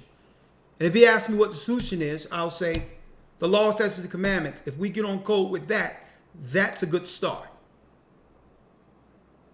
The law, statutes, and commandments in the Bible. Because ever since we left off from that, our people have been dealing with hell ever since. And then they'll say, well, the Christians already had the Bible. No, they didn't. Look how long our people had the Bible in the Christian church. You can have whatever you want to have. But if you're not living by it or teaching out of it, what good is it? So what good is you trying to claim that the Bible is wrong when the pastors weren't teaching out of it? If they would have gotten on code with the law, statutes, and commandments a long time ago, we would have been out of this a long time ago. So let's go back to the original premise. What's wrong with all of us in the conscious community and all of that? All together, coming together and say, we're going to abide by the moral, civil laws within the Bible, one amongst each other, and hold ourselves to it. What's wrong with that? You can't blame that the white man would have nothing to do with us getting on code with one another. Like, for instance, the Ten Commandments. Excuse me, sir. The Bible says thou shalt not steal. Kicking a can down the road for 10 years to promise our boys a school is stealing. There is no projects without a deadline.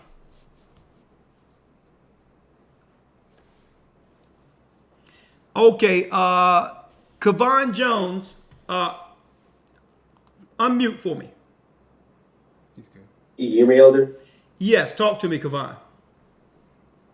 Hey, man, you know, as we're speaking, as the topic, as for your broadcast today on witchcraft, you know, many people entangling in that thing, it just goes back to like how it all started. Like, you know, back in the Bible when let me ask you, because you on a speakerphone? What are you on? Yeah, speakerphone. You can hear me good? Okay, I'm gonna need you to get closer to the phone. Okay, Go I'm ahead. close. Is that good now? That's better. Go on. Okay. So as I was saying with the regarding the witchcraft and all these things, like it goes when you go back right to the Bible, you know, when Saul asked his servant, because when he was at his lowest point, the Lord left him. His kingdom was being stripped. Now let me ask you: are we talking about the conscious community, or are you just giving us a point on witchcraft and now what the Bible says? Just giving a point on witchcraft. Oh no! What we want to do is we want to talk about, because we all know witchcraft is wrong. The Bible clearly states it. What we're talking about is a conscious community doing witchcraft and Satanism in plain sight, convincing people who believe in the Bible to leave the only book that can identify that destructive sorcery is what we're talking about. We want to keep it on topic. Okay, yeah, no problem.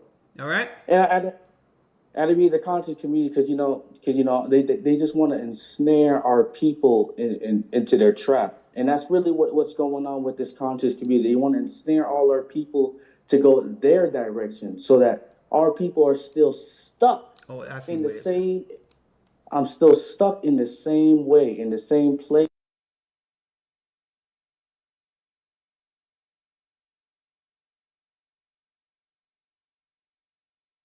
Know that if we still continue in the same thing, in the same place, we will never move forward.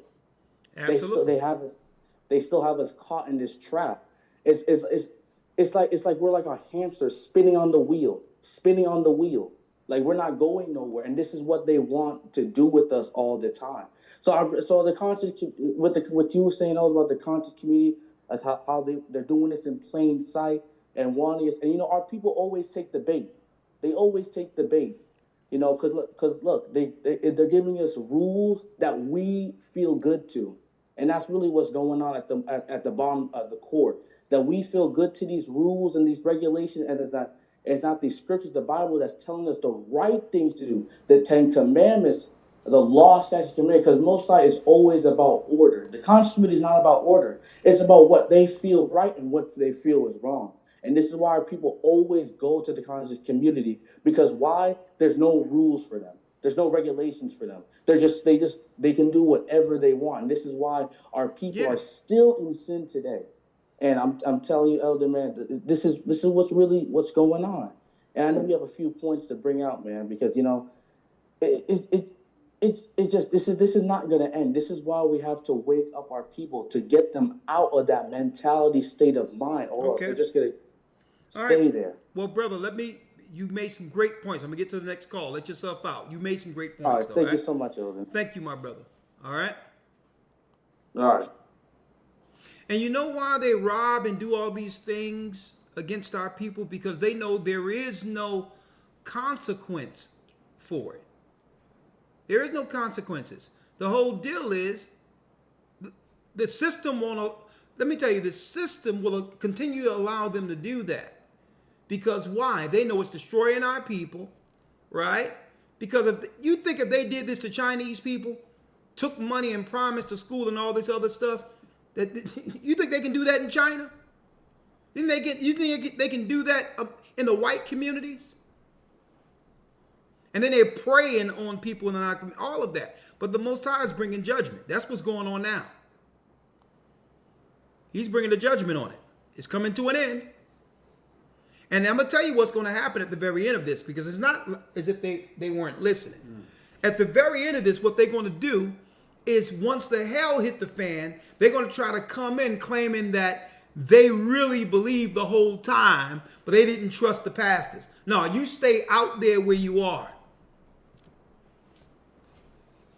That's what's going to happen. That's going to be the next con game, because they cannot deny that the prophecy that's going on in the earth right now, there's only one book that can actually explain it. The Bible.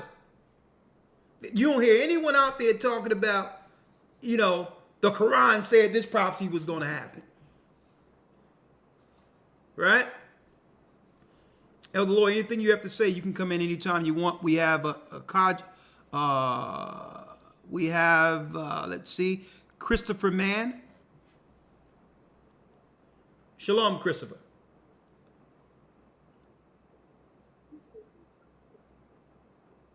Shalom, Chris. Shalom, Elder. How you doing? I'm doing well. We're breaking down. We're going to take it 2 minutes per call. Talk to us. Oh yeah, I'm gonna be real fast. So this was a while ago. I was dealing with a sister, and this is laying backing off what you said earlier about if somebody says that they're spiritual, just run. Yeah. So dealing with this sister, and we always had conversations about the Bible and whatnot, and she said that she prayed to a Set, which is the Queen Mother of Heaven. So when I showed her that information in the Bible, she pretty much already knew who she was worshiping, and said that a Set grants her, anytime she prays to her, she grants her wishes, So it just blows my mind that the conscious community, they know who they're worshiping, and they don't really care. They know who they're worshiping. They know who it is and who they're worshiping and who they get their blessings from. So yeah, that's all I wanted. I know you're trying to get out of here. Okay, and a Set is the goddess of magic. Come. Let me tell you, brother, you hook up with a scenario like that. You know what I mean? What you got? Braids? What you got? Braids? Oh, I have dreads. You have dreads? I'll tell you what, Yes, there'll be sir. a dial. There'll be a dial with some dreads on it, like a pin cushion. If she don't get away. Yeah. You'll be getting Yeah, I know, jabbed yeah. on a regular basis. It says, a Set was one of the most important goddesses of ancient Egypt. Her name is the Greek form of an ancient Egyptian word for throne, deifications and all that of women, which is whack. Isis was the daughter of the earth god Geb and the sky goddess Nut, and the sister of the deities. And that's another thing. That's another con game they got within the community, the conscious community. You know what I mean? Yeah. Calling women mother goddess and all that to actually do what? Flatter women. But really, there's no moral code on their obligations to them. Yeah, and that's what I asked her one time. Like, what guideline do you? Because she said she practiced African spirituality. So I was like, what guidelines do people who practice African spirituality, like what is it? And there was no answer for that. So there's no guidelines. Yeah, it's none at all. It's a free for all. Okay. If you ask anybody who's in that community, they never have an answer, because it's pretty much like Aleister Crowley says, "Do as thou wilt." Yeah, I mean, I need you to think about this. In a nutshell, so let's stop playing around with it, okay? You a witch. That's what I said. You a witch, right? Oh yeah, yeah. That's all they can say that they are witches. Yeah. It's people that are it's young women that are part of that community who openly, it's a wine out here called Witch's Brew, and they drink it. They really embody what a witch is and what they practice, and they're in it 100%. Well, thank you, brother. Some great points. You can let yourself out and hey, warn our people that witches will burn in hell. Let them know. My brother. Yes, sir. Witches Yes, sir. and warlocks. I just want to say all praise to the Most High for all the knowledge that you and all the elders have brought out. Elder Dale and all the bishops and deacons in the Detroit body as well. Shalom to all you brothers, and you guys have a good night. All right. There you go, Chris. Shalom. Shalom. Here it is. A man who was a main staple within the conscious community himself, Elder God. Elder God in the house. A round of applause here. Gaja. Shalom. Can you hear me? Oh yeah. Let me put my headphones on, man. Good to see you, young man. Yeah, man. Good to be here, man. Good to hear from you, man. Good broadcast. Been chiming in all night, texting you. I'm sorry, man. I'm trying to. Let me tell you, I'm spinning about 1,000 plates right now. Oh gosh. The equipment going out. Blog Talk not working. I'm like everything. Hold up. Let me put Lawyer up here for a second while I get you in here. Talk to me, Gaja. You was a main staple in the conscious community over there. I know they was mad when the Most High got you, but go ahead. Yeah, boy, the conscious community, boy. Boy. I mean, it's come a long way. Like seeing this thing right now. It's funny, and you're like, wow, like. I remember one time you said to the elder man, yo, you're going to look back and go, yo, you were tripping. Yo, proper tripping. Let me, go ahead. Nah, I just saying that, I mean, listen, I was going to send you some information over whilst you're talking, whilst you're on talking about Islam, right? Yeah. And let me tell you, man, Islam is Lucifer himself.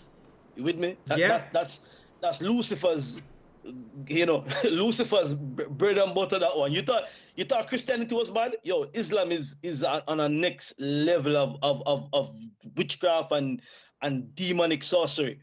When Brother Kwame came on from Ghana, yo, listen, in Africa, the main religions in Africa, right, is Christianity and Islam. Islam is probably about 90% of Africa.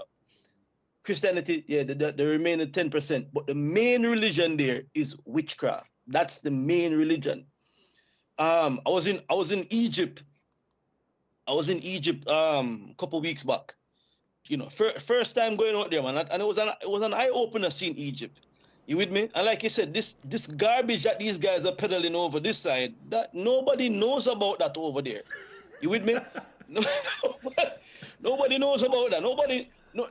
Nobody is practicing that garbage or believe that over there. Nobody believes that.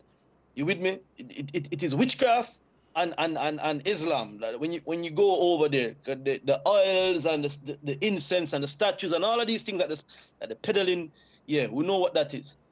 You with me? Oh yeah, another Gaja. I lived there for a while. A lot of people don't know here in America how many gods and goddesses the Egyptians actually worship within Islam, right? They have so many gods and goddesses as Egyptian citizens. They got a thing where they playing chicken with the calves. You know how fast the calves go out there. They play chicken, and if you get hit by a car, it was the will of the gods that you got hit by a car. So they would just walk, knowing that if the gods are with you, you won't get hit. Yeah, even if you jaywalking.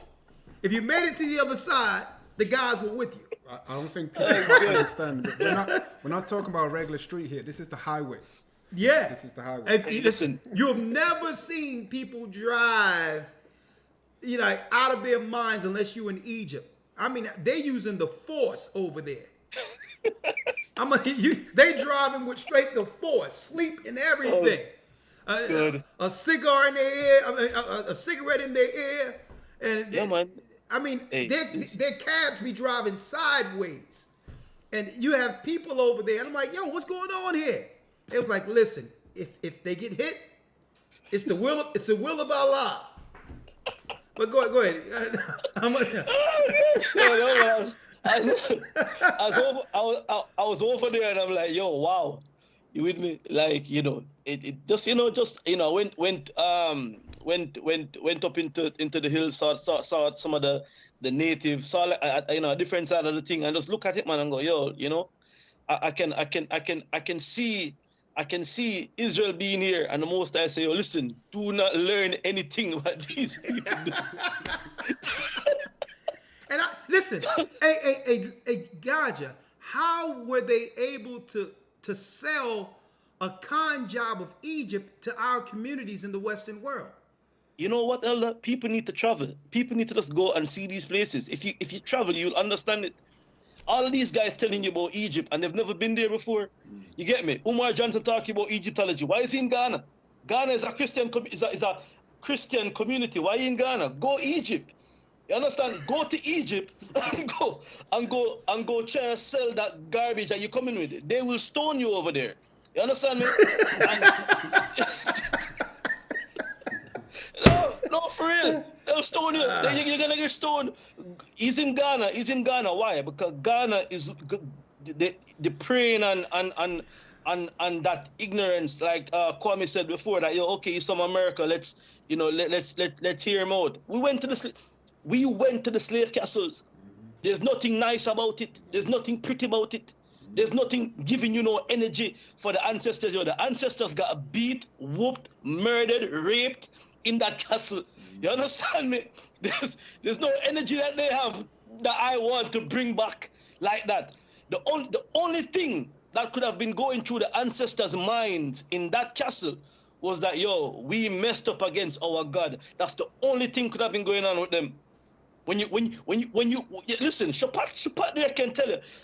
Shapat almost knocked out the tour guide for keep referring to us as what did he say? Shapat he kept calling us like the property or the slaves or something. Yeah. He kept using it, and we're like, no man, don't say. Yeah, like don't do that. Nothing going on over in them castles right now in Ghana that anybody can go and say, these ancestors, did this and did that. No, man, these ancestors sinned against the Most High, hence why they were in that condition, and they would have realized it there and then. 1,000 of them in one dungeon. The gate of no return, where if he was fat, like Umar Johnson could have never made it through that, You'd have to slim down a bit because. Come on, brother. Yeah, that would have been the door of no return. But go ahead.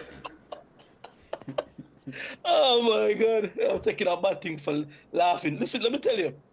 You have to go there. You have to see it.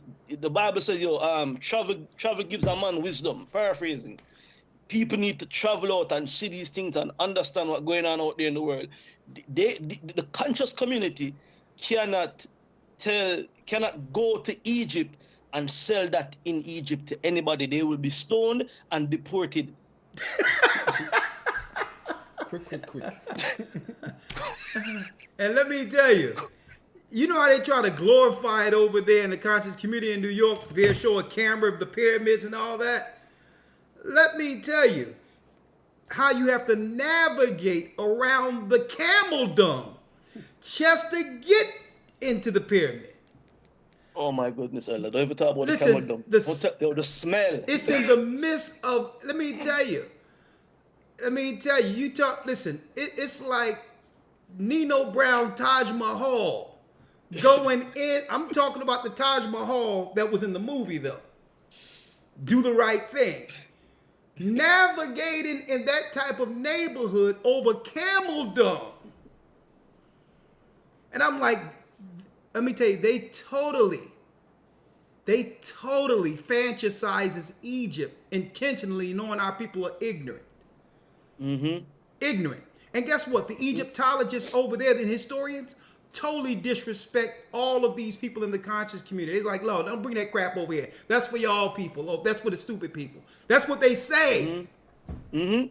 For real, it's like when the whole Kemet, remember Kemet and trial and the Israelites had the debate and all of that. Yeah. we had a conversation with a creator from, I think, the British Museum, talking about the Egypt and like, you know, what the conscious community tries to say is that the Bible is a copy of Egypt. No scholar, nowhere believes that. Not none in of them. Egypt. Not in Egypt. You can't bring that to them. It's you know, it's potatoes and pineapples. It's different. So they can only push that garbage and unlearned on people over here in the West. The homosexuality is big in Egyptology. Most of the deities that they refer to were big on homosexuality. It's a big thing. That is why Dr. Malachi York, with his amalgamation of Islam, Nuwabics, Egyptology, all that together, why he was so big on that, why the sex rituals are well within it. Egypt is ancient Babylon, doing ancient Babylonian customs. Why the certain religious organizations, without calling names, coming out and saying it's okay for certain things to happen, when we know that, you know, these religious organizations been dealing with little boys, pedophilia for years, and nobody been saying anything about it. Not that it's a crime amongst them, but it's actually a ritual amongst them. This is part of their ritual that these young priests coming up have to go through. So Egypt is an extension of that. It's the same gods being passed on from one civilization to the other, from one, you know, the names change, but it's the same gods, the same practices, the same worships going on, and it's there. You see it, right? You know. Anyways, let me hold it. And that's why they had a book, yeah, right? Because the Bible, according to them, ain't get it right concerning the Most High raining down on Sodom and Gomorrah, even though the archaeological ruins show that it happened, right? To this day. Exactly. Due to certain perversions. Well, exactly. Well, you know, Dr. York in his infinite wisdom. Yeah, with his infinite wisdom, had to bring his own interpretation. You know? Yeah, no, we ain't gonna deal with the Bible. We ain't gonna deal with the Bible's interpretation of Sodom. By my book, Sodom misinterpreted. I'm gonna show you how we do this. Okay. You know, with Diana Ross playing in the background, I'm coming out. Okay? Sodom misinterpreted. I want the world to know. So obviously this is the religion that's welcoming when it comes to certain behaviors the Bible disagree with. So in order for him to do that, he had to tell people, now don't forget, hold on. Let me make sure I got you here. Hold up. Now, Elder, don't forget.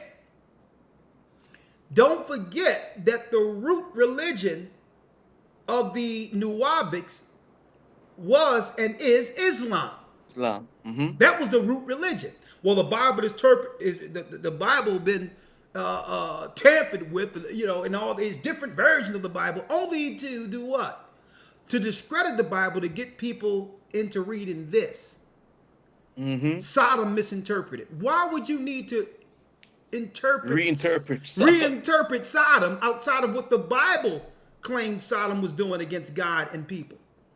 Unless you disagree with the Bible's interpretation on Sodom. This is one of his books right here. So that now the people on his compound could now what? They could see the activity, sexual activity, which is anti-Christ, anti-Bible, and actually go along with it because he has a better interpretation. He has a priesthood interpretation that opens up the vortex. If you operate sexually under certain circumstances in which the Bible would normally disagree. And then using that and then going back into the Egyptology hieroglyph, which shows man and man relation, he could justify that. And if you following that, then you'll think that that's fine for us to get involved with. And that is the danger of it. And I remember, Elder, I always go back to this, that interview on Peace FM, right? Yeah. nobody knew what the core beliefs were of the Nuwabics.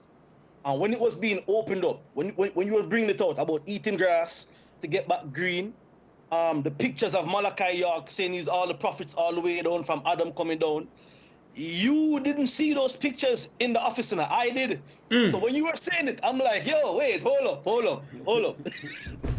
Yo, Ray, you need to respond to this, because in the office, in your office, just beside the studio, there's a shrine put up there of Malachi York with all the pictures, them Adam, Moses, everybody coming down. So Gaja, that must have tripped you out, knowing that I never seen those pictures in his office, to actually break down that they're using his image as a deity for all of the Bible characters and patriarchs. They was using him, Dr. York. And I never seen those pictures, so it must have tripped you out when I said that on the radio. Y'all never knew that. When you hit that, I was like, yo, wait, hold up. You not been into the office. As a matter of fact, you did that interview on the phone. Yep. You with me? That first conversation with him was on the phone. You never seen that. So it was a lot of things that was opening up that I knew, being around them and seeing how they operated. You understand? And they were actually trying to initiate you to come into some of the meetings for the Nuwabics.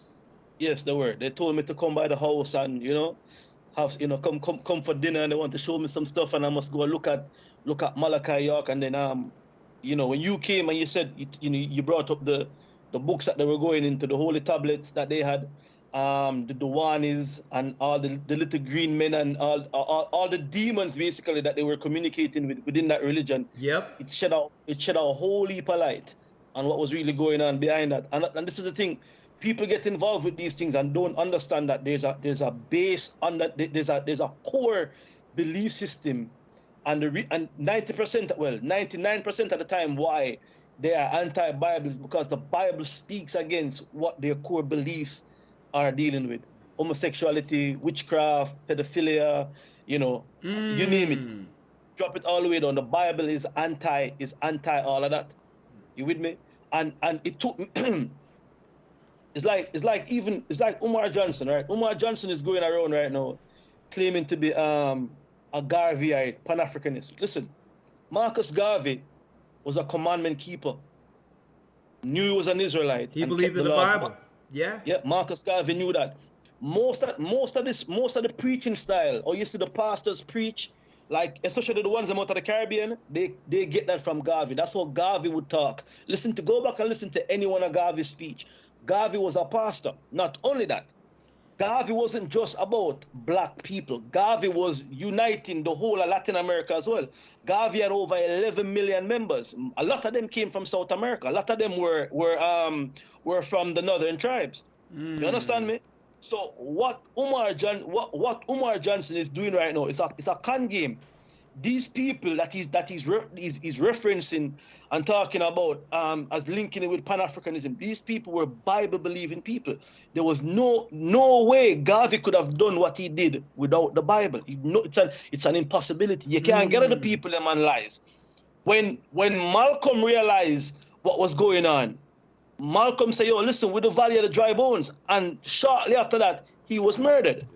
You understand? Once that knowledge coming, and once they're getting it back. I mean, look, not Malcolm. Martin Luther was a Bible man, going into the Bible, realized what was going on, and then shortly after that they got rid of him. Farrakhan teaches more from the Bible. I've never seen Farrakhan read the Quran, to be honest. It's the Bible. The Bible is what brings the people them together. It's the Bible. The Bible has moral, civil, dietary, ceremonial, and sacrificial laws that and tells us it gives us a culture that nobody else can give us. This is our culture. This is what we do. This is how we kill the animals. We drain the blood. This is how we bury the dead. This is how we mourn. The Bible is a culture, and that is what these people don't want to get back. And it's like, again, even those saying that, some people just want this hell. some people, the cipher syndrome, people just want to stay in the matrix, and if they get plugged out of it, want to get plugged back into it. You understand me? So, Okay. Let me drop. Let me yield. Elder Gaja in the house. Boy, I know they was mad, Gaja. I know they was mad when you came over to this truth with the Bible. You was a staunch opponent of the Bible. You couldn't stand the Bible when I met you, but hey, I'm glad you're on the right team now. Go ahead. And check it. That was just based on my ignorance. I've been told that the Bible is a white man's book, and I remember asking you the question. I say, listen, I hear everything you're saying. I agree with it. The only thing I don't agree with is the Bible. How can you use a book that's enslaved our people? And you said, here, this is where the light went on. You gave me the Bible and say, show me the verse and the chapter that enslaved your people. and that's when I was like, something? I'm here mimicking and parroting things that I don't even know. Let me look into it. And then looking into the Bible from that perspective now, and then seeing all the guests coming on the radio day in, day out, and they couldn't hold nothing to what was being said, then you understand me? You have to be a madman to see that, and all praises to the Most High for allowing me to open my eyes and let me see it, because who am I? Praise the Most High.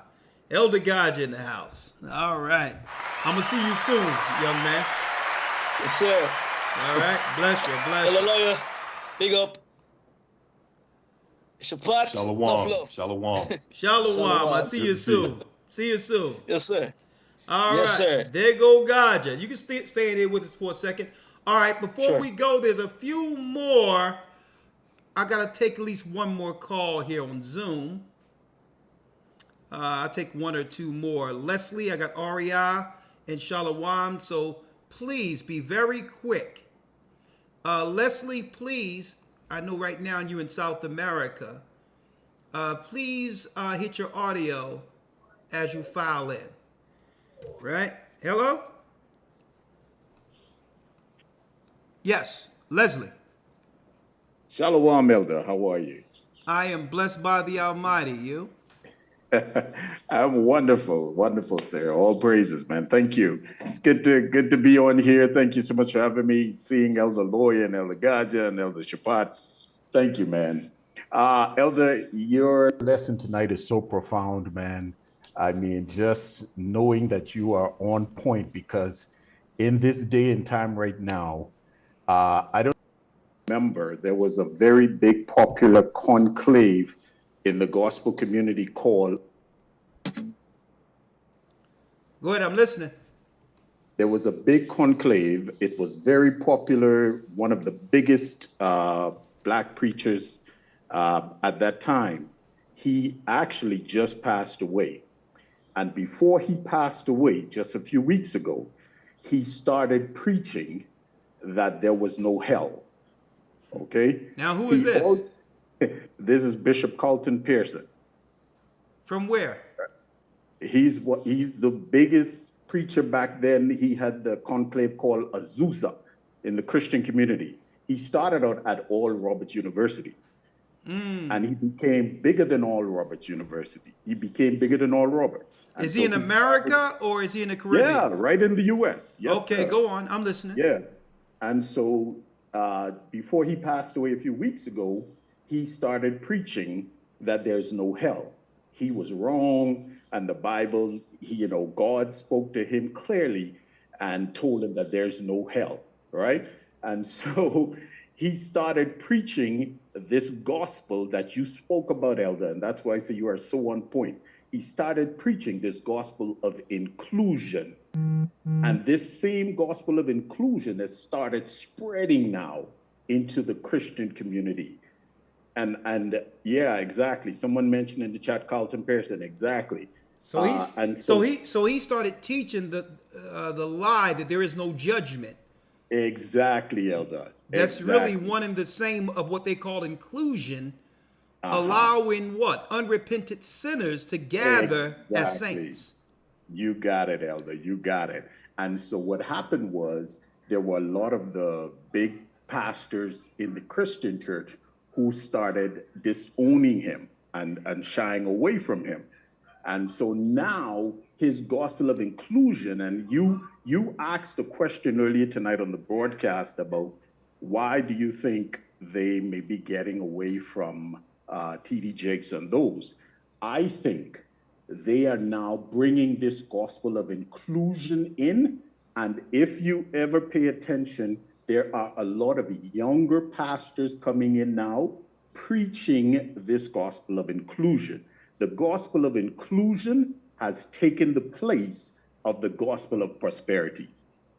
And the younger pastors now who are coming in, there are several of them, and I don't know if I can name a few of them, but several of them now, they are preaching this gospel of inclusion.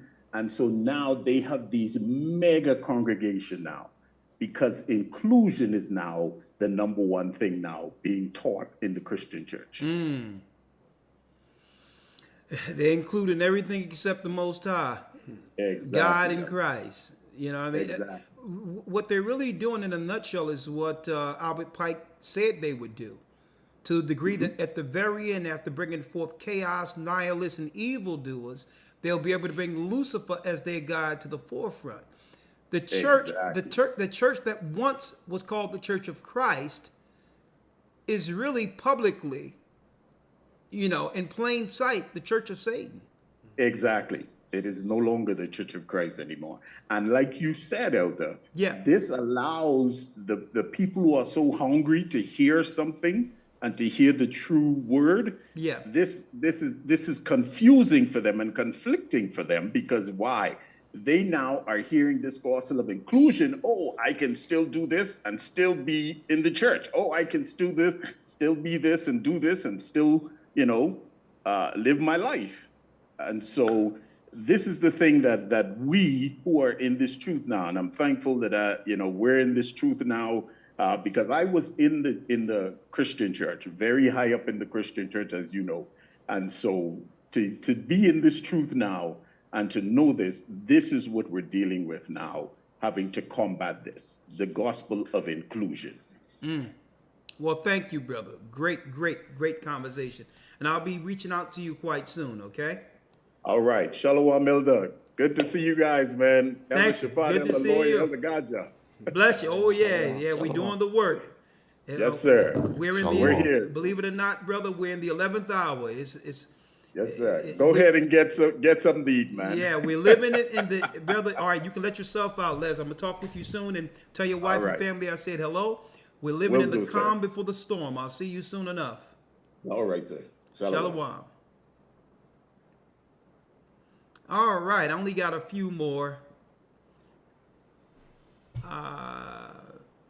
Okay, Officer REI, I'm gonna let you close us out, my brother. Close us out. Conscious community, what you got, young man?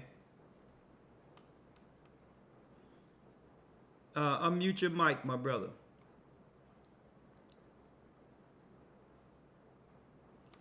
Yeah, just unmute. You can do it on the right for him. I can do it for him? Yeah, the right one. No, I can only ask him. Okay, I got it. I see it. All right, REI, talk to us. Hey, Shalom, elders. Good evening, Elder Ricard, lawyer, Elder Gaja, Elder Shapat. Man, blessed broadcasting, just laying back in on everything everyone else is saying. It really is that, Elder. Do me a favor, turn me off in the back. Turn down the volume for YouTube. Got it. Just for YouTube. Yeah, thank you. Okay, there we go. Yeah. My apologies. All right, Shalom, Elder. Shalom. Lord yours. Yes, sir. Man, all praise to the Most High. I have you over here cracking up, Elder Gaja, man. But, Elder, I'm going to tell you, it is the same thing. It appears like everywhere that the Southern Kingdom is a lot, we see the same practices of the antics of those scamming, and our people are falling for it. And what the last caller just said, Brother Leslie, you have people out there who want to hear the truth. They were listening to pastors so long that, the book was sealed from, that now they're falling for anything because they really don't have a solid foundation.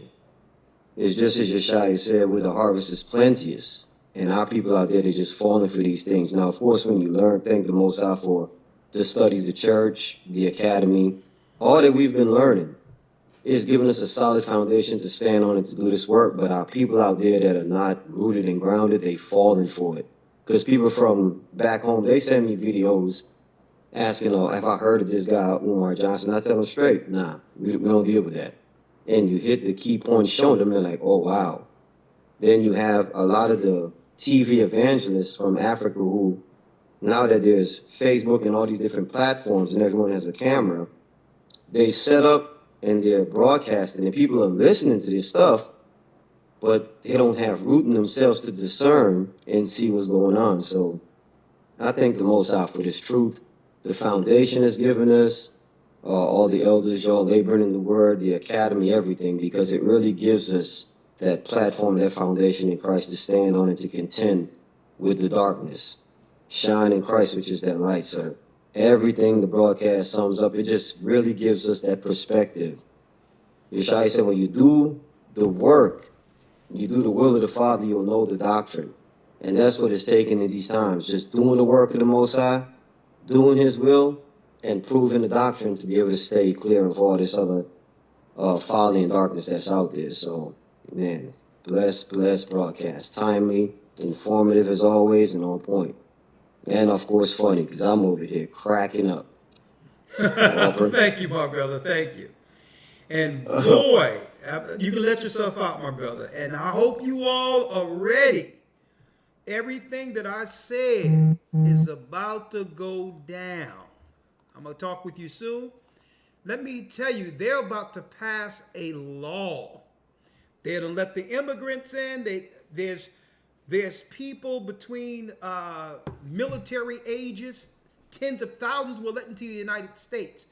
And guess what? There's a law on the books. Remember I said they first started working on the men to get the men out of the way where the man and woman would totally be at odds with one another. And now they're working on destroying the women, right? After putting who? Another minority group that's against our moral code over all of the social programs in our neighborhood. Guess what law they're seeking to pass in America? Using what? You got it, folks. I'm going to talk about it this coming Friday. Using child protective services and all that. They are about to make it where single mothers, based on the statistic of how many people are going to jail out of single mother homes, killing out of single mother homes, suicide out of single mother homes, they are about to make a law that if people operate, and I'm talking about the father, but the mother, operate, they're going to start taking back, that's right, folks, government support for those who choose that life, because they're saying that the non-family concept is eroded in America, and they're passing a law where DHS can actually come in and take children who aren't protected under what they call a two-family home. Where's that? Who's that targeted? A law they're about to pass, folks. In 2025, they had to get the man out of the way first, because really the focus isn't the man or the woman, it's to get those children. They get the man out of the way, then they can easily strong arm the women to get those children. And there's laws that are about to be passed in major cities. They said by 2024, the end of 2024 to 25, they're looking to institute this in law. Man, it's about to get crazy out here. So I'm going to be talking about that. And let me tell you, folks, it's a lot of laws going on they're not telling us about. And they're keeping us distracted with what's going on with P. Diddy and TD Jakes, as if anyone didn't know all that stuff already, right? So here it comes. Here it comes. The law, even though they, the same people, did what? They backed the chaos long enough to divide. They was behind all of that, the courts and all that, to get the man out of the way, knowing that their true target would be that woman who's bringing forth the prophets. That's the real target, right? And we're going to be talking about that this coming Friday, which is what? Biblical prophecy. Biblical prophecy. And folks, they're fermenting. They are actually fueling a civil war. Okay? All of that and more this coming Friday. But guess what? Guess what? As long as there's breath, there's time. We can repent and come back under the hedge, because the Most High is allowing them to rip shop. Everyone that's under Satan, the Most High is allowing him to take them. It's time to come under a hedge. Even if it's not a man, come under the hedge of God in Christ. And that's for men, women, everyone. Because he's allowing Satan to take all those who belong to Satan. See you this Friday. We're going to have a real discussion this Friday. Real talk with that law that they're seeking to pass right up under our noses, which will attack directly our people who are living in the inner cities. They're coming after the women to take, and guess what? This law is to do what? To protect the children law is what it is. But really, that's right. It's empowering child protective services. This coming Friday. Shalom. May the Most High be with you. Stay prayed up. Sin not. Thank you. We had a full roster of elders up in the place tonight. I love you all. My brothers from the same mothers were the children of Israel. And guess what? We are back. Shalom. Shalom. Shalom. Stay prayed up, sin not. Thank you, elders. We will soon see Israel. And keep in mind that the Most High is calling back the children of Israel.